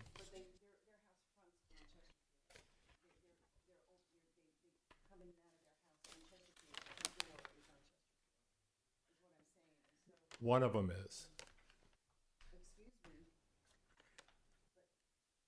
But you have, the house across the street from you fronts onto First Street. You have 2 houses on either side of you. They both front onto Chesterfield. Both of them. They do not. Sorry. The squash court fronts on Chesterfield. You said both of them on either side of me. They do not. The one on the corner of South Boundary and Whiskey faces Whiskey, right? Yeah. Correct. It was just purchased.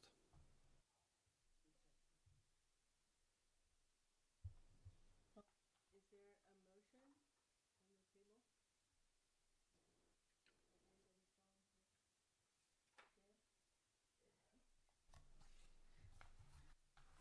I'm brave enough to make a motion.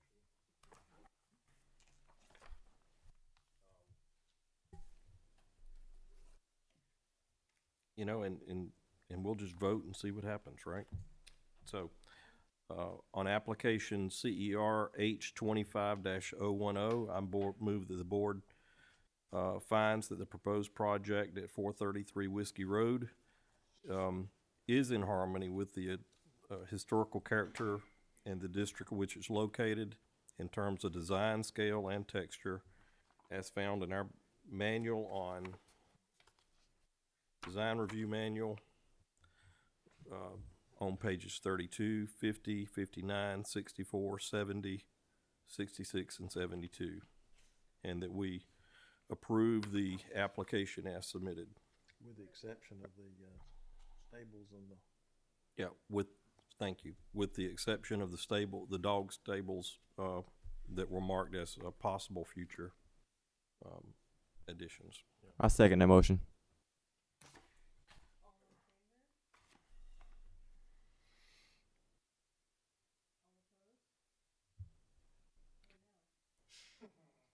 Okay. I'll vote.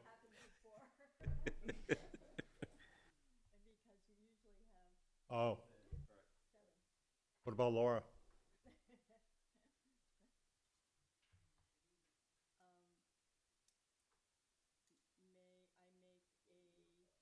another motion? Is it possible to make an amendment to your motion? Well, what would the amendment be? The amendment would be to reduce the height of the garage and to reduce the height of the central portion of the main building.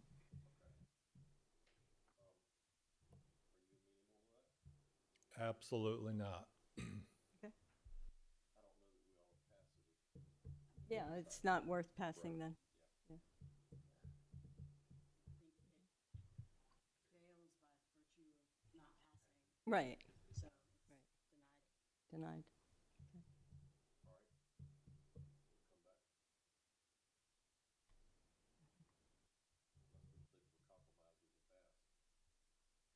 Right.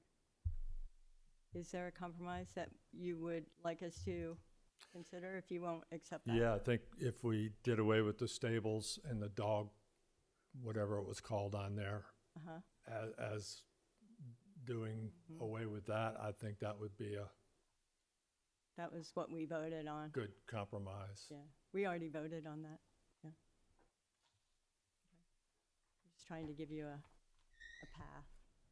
Yeah, you want me to go back and change and spend hours redesigning the house that we designed? No. I don't have stables. I mean, the garage.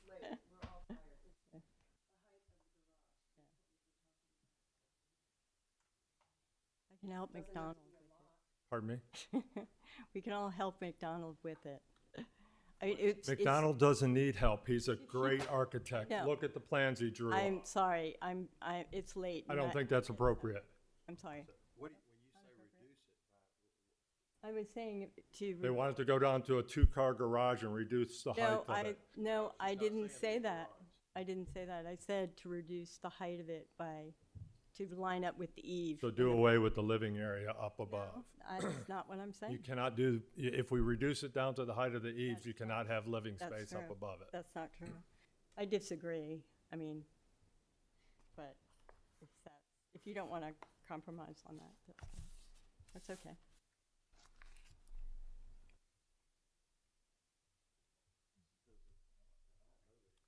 Let me make sure I understood the vote. It was 3 for and 3 against, correct? Correct. With no Which means it didn't pass. which means there was no mediator to, just make sure we understand what's going on here. We would have, I'm not sure about that. We'll ask our Apparently. counsel. I will double check myself, but generally, if it's a tie, then it's a failure because it didn't pass by a majority. And we don't know that? We haven't come across that before? Not since I've served on the board. How and long have you I've- been serving on the board, Laura? Since I've been the board's attorney since January. Okay. Interesting. Okay, we're adjourned then. Thank you. Oh, no, I mean, we're adjourned for this. Thank you.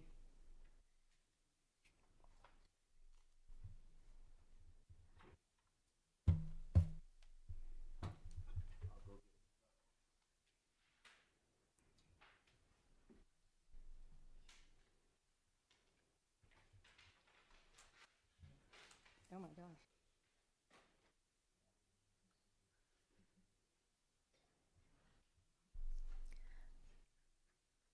Item D, under new business, application number CERH25-004 was postponed. Item E, under new business, application number CERH25-019, applicants James and Alexandria Wildasin are requesting approval to replace existing fencing at 114 Colleton Avenue SE, tax map parcel 121-29-07-005. The existing wood fence along Colleton Avenue is proposed to be replaced with a 5.5-foot tall and 105-foot long pierced masonry wall. The height of the proposed new wall will match the height of the existing fence. The posts on either side of the gate along Colleton Avenue currently are topped with black lanterns. The applicants propose to replace these with larger lanterns on the proposed new masonry columns. Additionally, the applicants propose to replace the remaining 3 sides of fencing on the property in kind. This will be 5.5-foot tall wood picket fencing. However, they are proposing to paint it Benjamin Moore Gloucester Sage.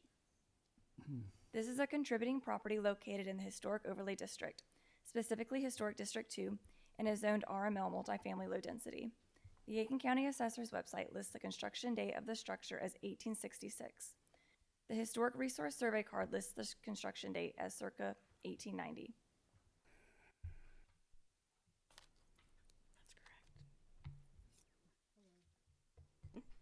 Hello, I'm Alexandria Wildasin. I live at 114 Colleton Avenue SE.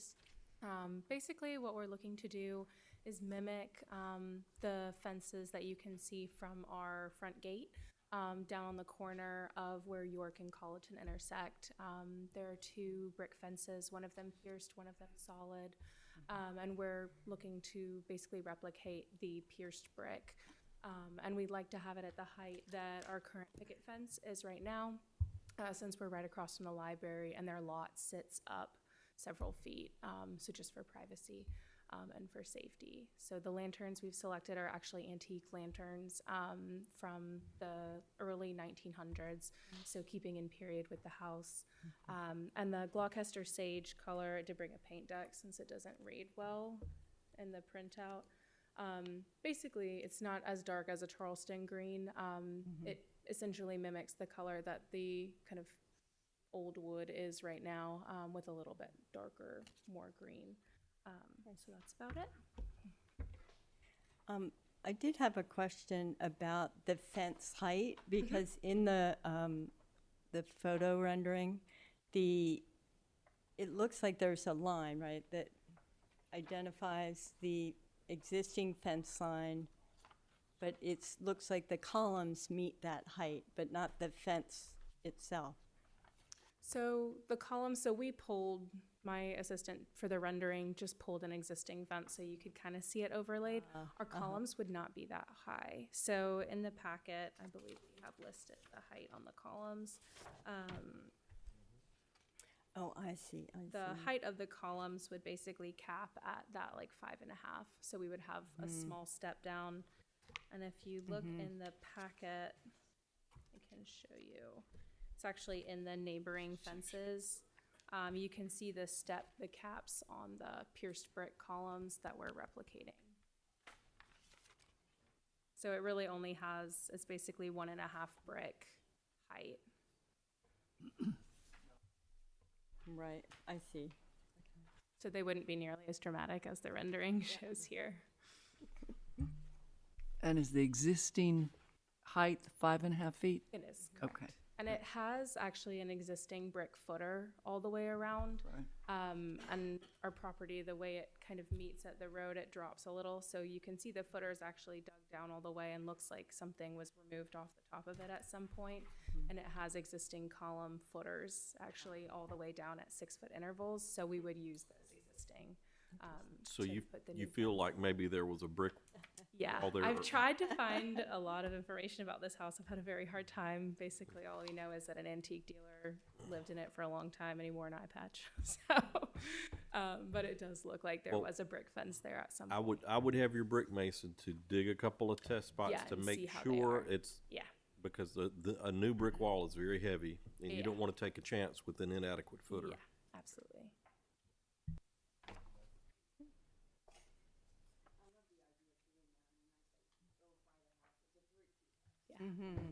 No one ever notices it.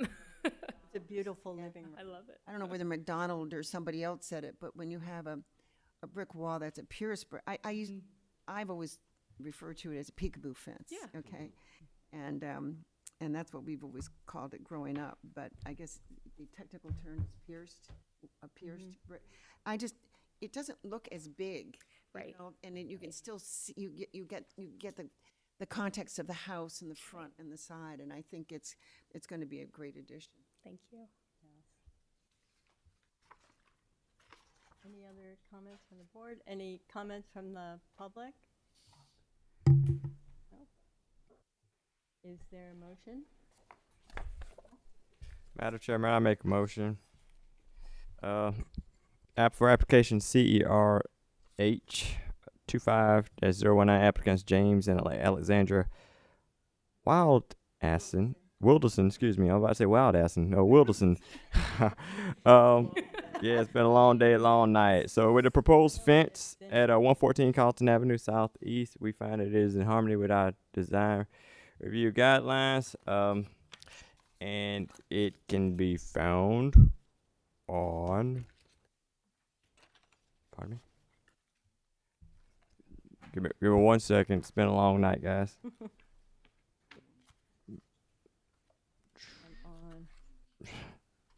Design review, page 36. Yeah, design review. Thank you, Ben, for having my back. Design review, page 36. As I was flipping through, and it talks about walls and fences, and it discusses the types of walls, types of fences. But with our new fences, they should enclose compatible design elements with material, scale, color, and style.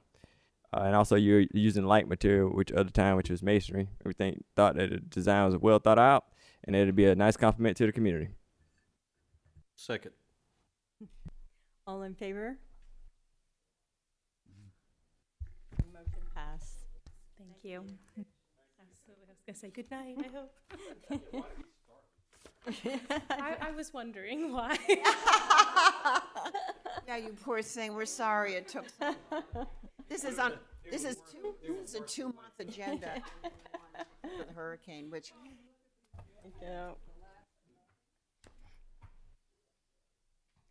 Item F under new business, application numbers CERD 25-001, 018, 19, 20, and 21. These applications are being appealed by Herschel Stevens for administrative approval received on August 30th for balcony repairs. The applicant proposed to replace the plywood at the bottom of each of the 4 balconies because the previously existing wood was rotting as indicated in the applications. The proposed replacement material was a white vinyl soffit that allows drainage. The soffit was installed perpendicular to the joist and nailed to each one. The applications were approved administratively on August 30th, 2024. Herschel Stevens, the owner of another suite in the building, provided written documentation expressing his concern over the project during the review period for these applications. After administrative approval was granted, Mr. Stevens submitted a written request to appeal the decision to the Design Review Board. He has listed the following concerns with the project in his submitted letter. The alterations compromise the original design of the drainage system. The vinyl siding is flammable. The alterations may lead to other materials being replaced with vinyl. The vinyl is not compatible with fire-resistant wood, and incompatibility with Section 5.1.3b of the old Aiken Design Guidelines. The appellant is requesting that the new vinyl be removed and replaced with the original material in its original color. This property is located in the old Aiken Overlay District and is zoned downtown business. The Aiken County Assessor's website lists the construction date of the building as 2011. This property does not have an Aiken Historic Resource Survey card. While each of the 4 applications will require its own motion, as they are each separate applications, they may be reviewed together in one public hearing as they all pertain to one project. I believe Mr. Herschel is here to speak.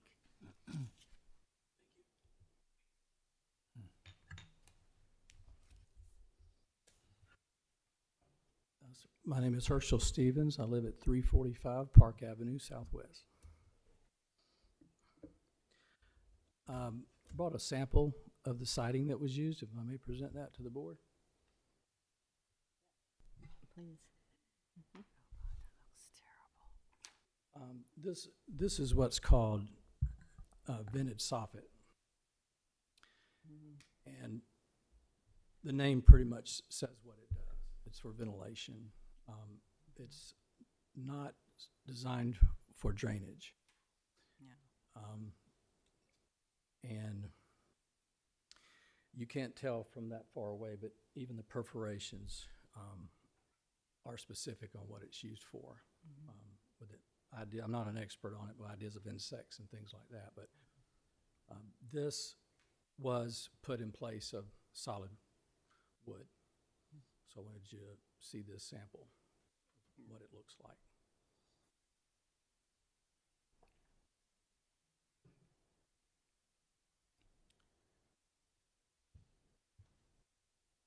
So to understand what we're voting on tonight, we're voting on appealing the decision that was made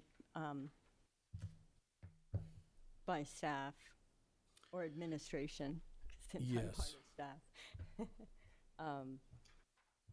And that is all we're voting on tonight. Is that correct?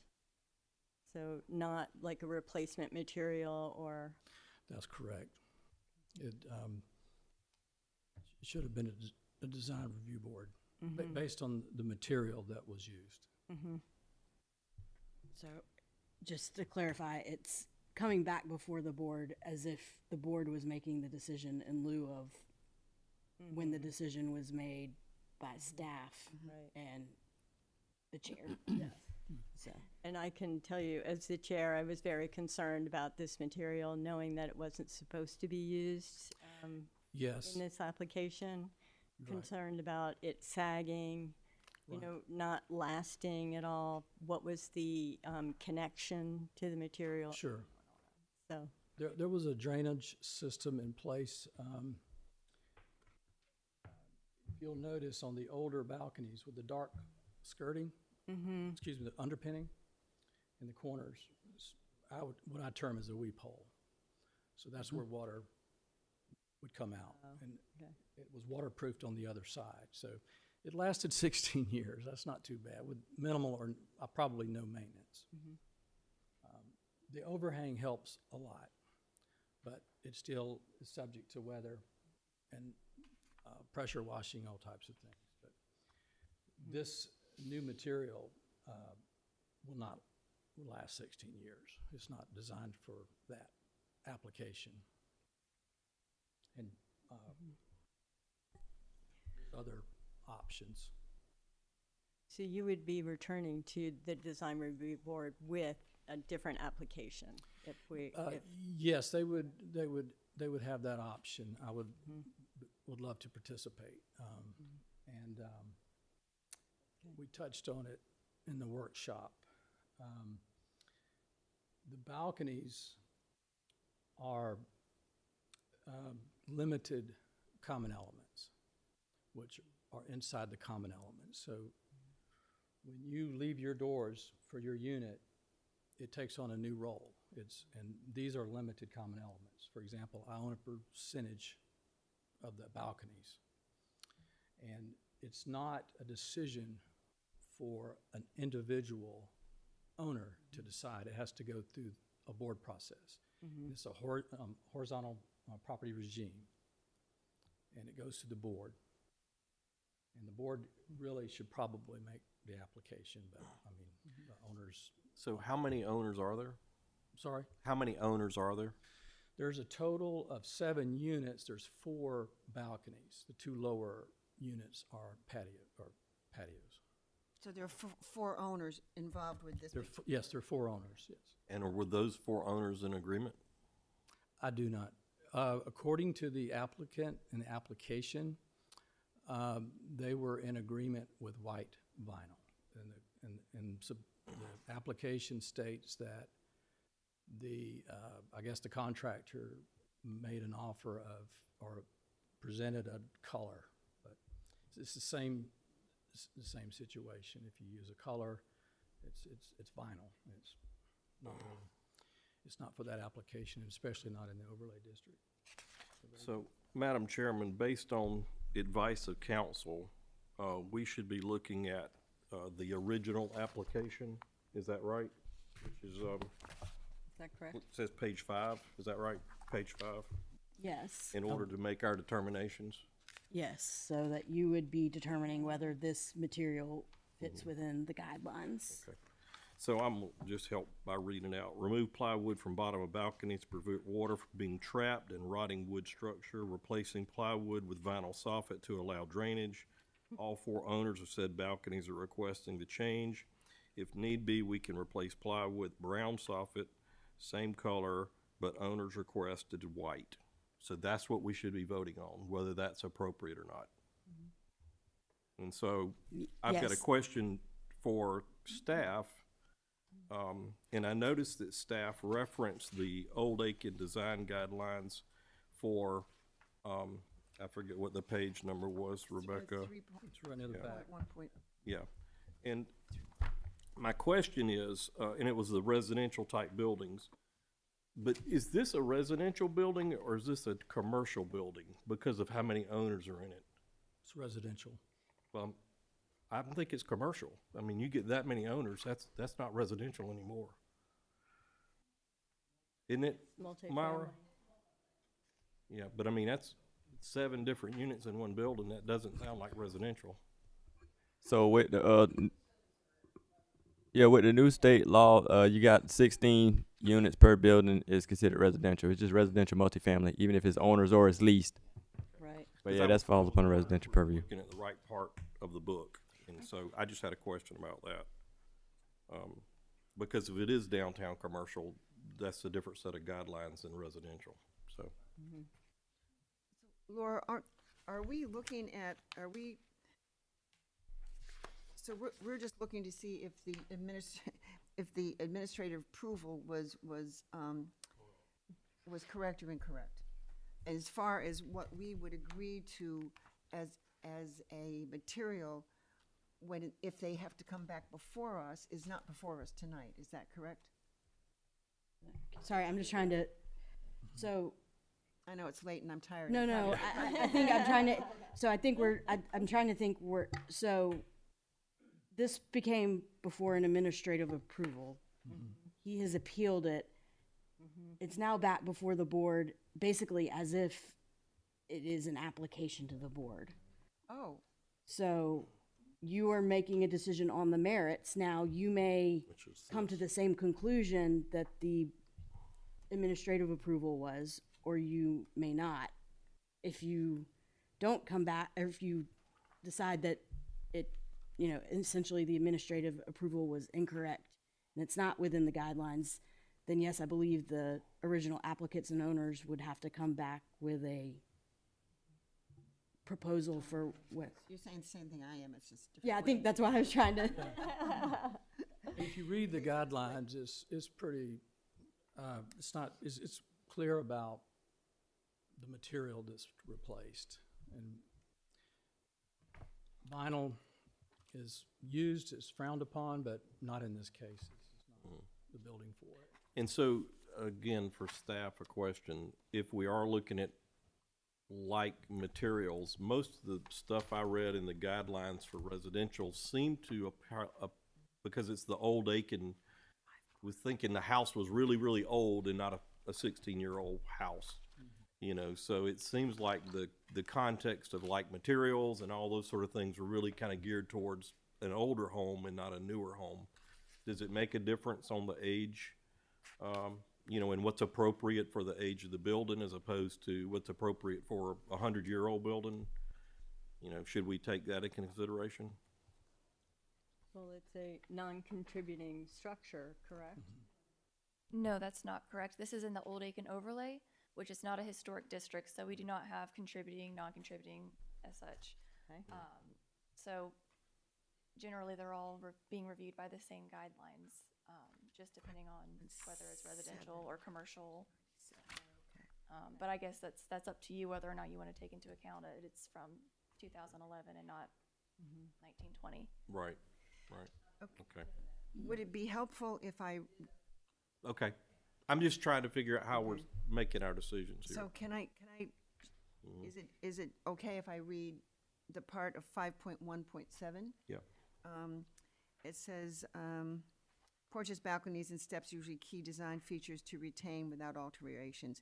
Their repairs shall not result in the removal of old materials unless seriously deteriorated. If replacement is necessary and different materials are used, the new materials must be compatible with the remaining old materials, not the old materials, the remaining old materials. I think that's what we're looking at. Yes, I underline agree. that. Thank you. Yes, Yep. Bart. I don't know if that's helpful or not. Yeah, I guess, reading the original application, I get the impression that they're worried about, continued drainage, and they're wanting to use some type of product that's water resistant, you know, to cover the bottom is what I get from reading that. Yes, sir. I think the thing too is that it was presented as something that the residents wanted. Mm-hmm. Yeah. And And that's- I'm not opposed to other options as well, but vinyl, yes, but there were other options available, not vinyl siding. So, And it says in here, if need, we can replace with plywood. So, I mean, it wasn't like they were opposed to that, you know, in the original application. Yeah, all 4 owners of said balconies are requesting the change, is how it was written. I couldn't tell if they were requesting a change in color Right, or, because I get the change in color, right. but I don't know, it was the vinyl that I think all of us on the board are a little concerned with, especially the way it came about, and it's, And it's not even vinyl. I mean, I think Yeah. vinyl would be acceptable. It's because it's this, as I said in my email, like it's soffit material. It is. Yeah, It's- it's not intended for No. this it's not the material that you're supposed to application use. or really the building. It's something that's, and I've used that material on houses I've had and put them on houses. It's for the right application, but Right. Normally vinyl ceiling would be a solid material. correct. Doing a Right. ceiling. And I think that is something, So, Madam Chairman, may I speak on the matter? yes. Okay, 5.1.7, porches, balconies, steps, and attached decks, as Ms. Corey presented. If it was plywood or any type of wood substrate, my interpretation is that it should be replacing like kind or even hardy. Like you can get hardy in the 4x8 sheets. yes. Plywood is 4x8 sheets. You can mimic the look. You can paint it any color that you want and still maintain the integrity of it, maintain the purpose. And hardy is a cementous board or cement fiber board, so you wouldn't have an issue with degradation or deterioration. I don't make any recommendations, but my interpretation is it like kind, and that would not fit the purpose of it. Of course, that you may be venturing into a building issue, not a purview over this board, but that's not the right context. And like kind is where I would agree upon, and that matter wouldn't float in my world. But once again, I'm only one vote.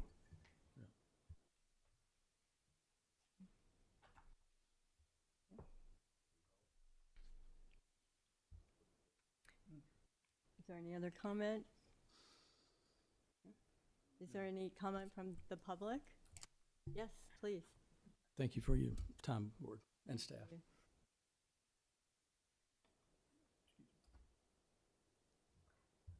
My name is Harold Lynch, and I live at 345 Park Avenue, and I have one of the balconies that are in question. He said the 15 years, it hasn't lasted 15 years. The first one we know failed 2 years ago, and it had to replace almost in its entirety because the surrounding wood and the floor joists, the joists underneath, were rotten. And then it was a question of, can you stand on it? And you say, well, okay, we can't stand on it. Suppose it falls and hits somebody out in the street. It was a safety issue. It had to be replaced. Dogwood Builders came in and replaced that one, and they complained about the design of it. So now we look at it and we weight it, and the rest of us are looking at it and saying, well, okay, maybe it was just that one, and it's not us. It cost $5,000 to replace that balcony. Okay, not cheap. Now, if you're not paying the bill, it's pretty cheap, I guess. For us, it's not cheap. Okay, so then we're out there looking at it. We had some other work done in the back of the building. And we asked the builder to take a look at the balconies that were there, because we were looking at it, and one of the pieces had broken off and fallen. It was rotten. We looked at another one, the bottom of it, that brown board that you see in there. It was bulging and cracked. Didn't look real good. So collectively, we looked at it and said, we got to do something about this. Let's look at it. The contractor did come in, and he pulled one down. And sure enough, the floor joists were rotten. They had to be replaced again. So again, we're looking at it after 10 years, 12 years, that thing is rotting. So what we've got is a system that doesn't work. We've all heard the expression that if you do the same thing in the same way and expect different results, it's a definition of insanity. Okay, we've got 4 instances. All 4 had rotten floor joists to one degree or another. So coming along and sticking another piece of plywood back up in there would be pretty easy, I guess. But in 10 years, 15 years, I don't know. Somebody standing on that balcony, and down she comes. And now we have a disaster. So it has been replaced, and it's been replaced with a material that was shown, or something like that, something that's specifically designed and made to do that job. Plywood was never designed to do that job.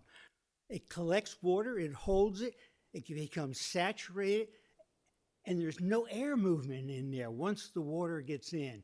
Obviously, whatever the design is, water is getting into that cavity that's there, and it's rotting the thing away. So, are we happy with the changes? We're delighted with the changes. What did last 10 years, this vinyl should last 30 years. Flammability. Vinyl's not flammable. It'll burn at 730 degrees or so, but it's easy to put out with water. It's almost self-extinguishing because of the chlorine that's in it. Wood, how well was it treated? How old is it? Has it off-gassed? Who knows? Wood can go up in a flash. Now, maybe not all that rotten wood. I never tried to burn rotten wood, so I really don't know. But it's a mess. We did change to white. And I think if you look at the pictures, that dark was dark. And I don't think we realized how terrible the dark looked until we got the white in there. The white with the white trim looks great. And everybody that I've talked to about it appreciates the way this building looks. We have a nice building. It had a tremendous problem, a safety issue that could have killed somebody, and we've fixed it with the appropriate material at a cost of thousands of dollars. If we have to go back and make a change to it, It's not inexpensive. We're talking second and third floor. Somebody's got to get a lift at $500 a day to get up to the higher balconies, or build a scaffold to go up there. None of this is cheap after you find a contractor to do it even. So, with all of that, am I passionate about it? I am. I live there. I love my home. I have one of those balconies. I sit out on that balcony at night and have a glass of wine and look at the trees and watch the traffic go by.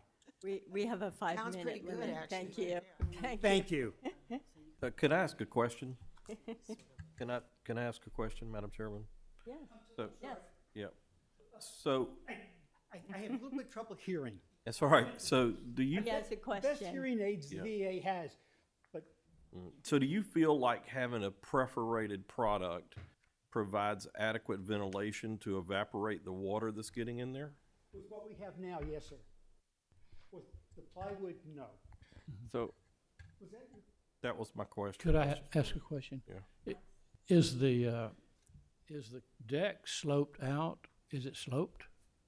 If it's sloped, it's a very minor slope, and I can't see it. And then but you see some wood decking on that though?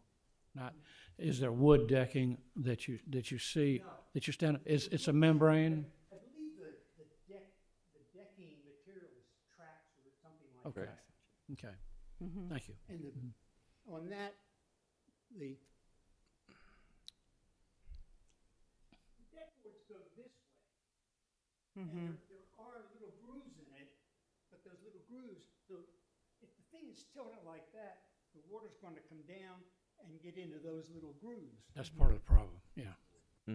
it's trapping the water. Yeah. I'm not. They gonna always have the issue. I can't say the design was bad or the installation was bad, but I can say 4 failures out of 4 is a pretty good indicator that something's not right. So, can I interject as a builder, by any chance? If Speak you facts feel of the matter. that's, part of what we're talking about here. Oh, it definitely part of what we're talking about, man. We're talking about the appeal issue. I got to think about this one. As you stated, let's talk about facts, and we're gonna make it quick, okay? When McDonald asked you about the design or the appeal, we were talking about the sloping. Basically, what you have is like a blanket, and it's trapping the water.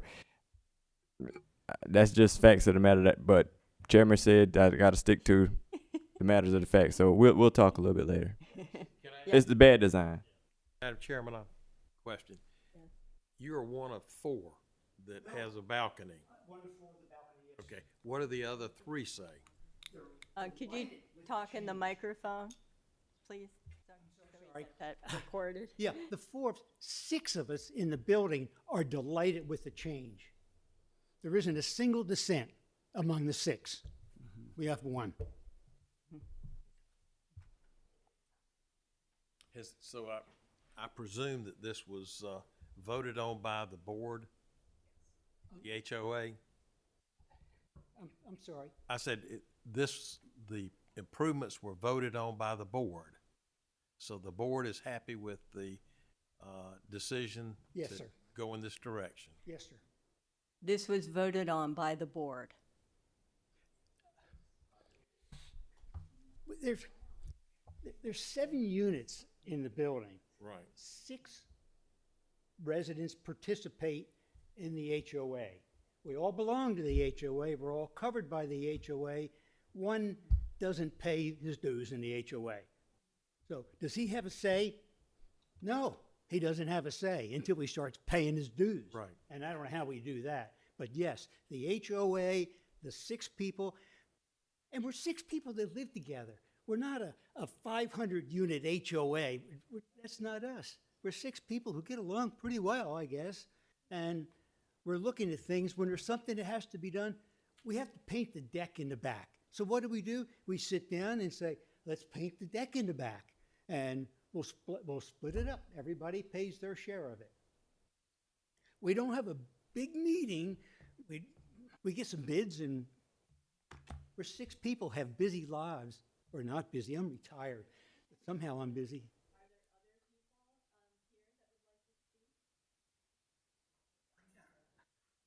Thank you. I apologize for the hearing. Thanks for waiting 4 hours to speak to us.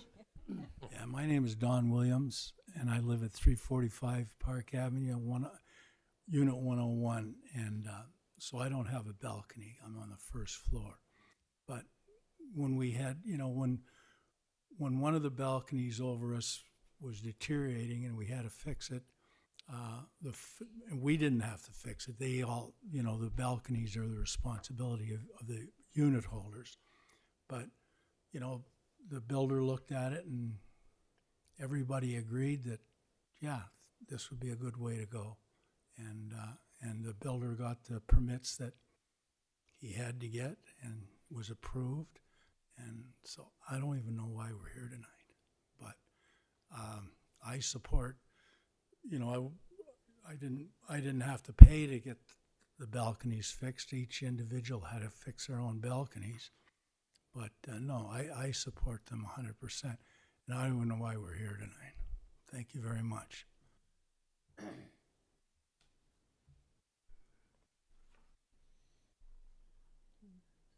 just wanted to clarify just a few things quickly. I know it's late.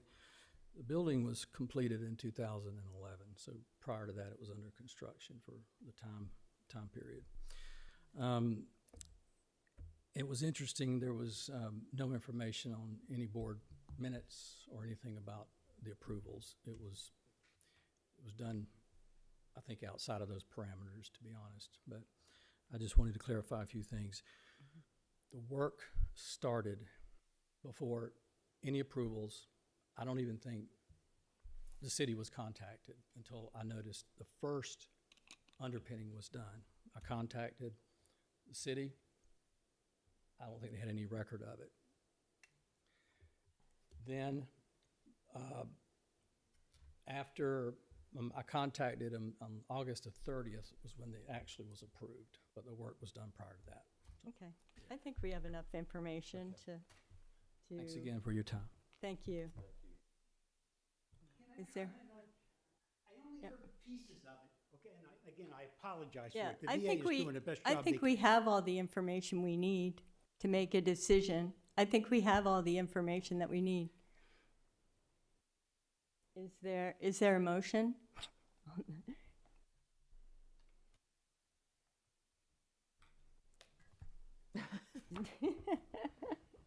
You're gonna make me do a motion? Yeah. And I will make an emotion to not accept the appeal on the on certificate application CERD 25 001018 19 20 and 21 in the old overlay district and at the 345 Park Avenue Southwest in the 4 suites in question. I second it. And just to clarify, that means that you find that the materials meet the guidelines? Yes. Yep. That the materials presented in the original application meet the guidelines. Could I comment? Now, You discussion can- before we vote? Yep. Right, yeah. He seconded it, but go ahead. Oh, yeah. Yeah, well, you can discuss it after the second. Yeah, I'm pretty much in agreement. But I think the residents should have some say in what they have to spend to maintain their balconies. I appreciate the resident who doesn't even have a balcony. He's here, came tonight and waited 4 hours. It's unfortunate that the process proceeded without coming through the right procedures, and that's why we're here. But I do appreciate the owner's concern and the need to get a repair, and they apparently are happy with it. But I would like to say that somebody should investigate whether the water is able to run under the boards that are going in the wrong direction. Because that's part. We'll vote on vinyl or not vinyl and still have potentially another problem. Right, so that water should be draining straight out. I think that thing was supposed to. Yeah, it's not Right to like be that. solved by the under material. That's not where the problem is. Right. But that's, we don't know, we weren't informed of any sort of issue of that, so. All right. So we do have a second. All in favor? All opposed? Motion is denied. Your motion passed. Passed. Your The motion motion- passed. I mean, the motion passed, but the appeal. Mm-hmm. No. We have one more thing. It's the date of December that we're voting on, yeah. We do have one more item. Item G under new business is a discussion regarding the scheduled date for the December 3rd DRB meeting. I know we discussed possibly the 5th during our work session. So if anyone wants to make a motion to change our meeting date. I make a motion that we change it to December the 5th, Thursday. Thursday, I second that motion. and that you get the information to us in a executive level summary ahead of time, and then follow that with the actual documents. I second that motion. Ahead of time, like before Thanksgiving, right? Yeah, Yeah, that's right. perfect. And then, Agenda. and then just, you can give us the rest of the stuff. Yeah, I'm ready to go now. Okay. Yeah, let's get on that. All We in need to have a favor? vote. No, we All have in to have a favor? vote. Is there a second? Yeah? All in favor? Second. Motion passed. Second. Here, Oh, I would actually somebody like to gave make a me a motion. Can we little please not mallet. have another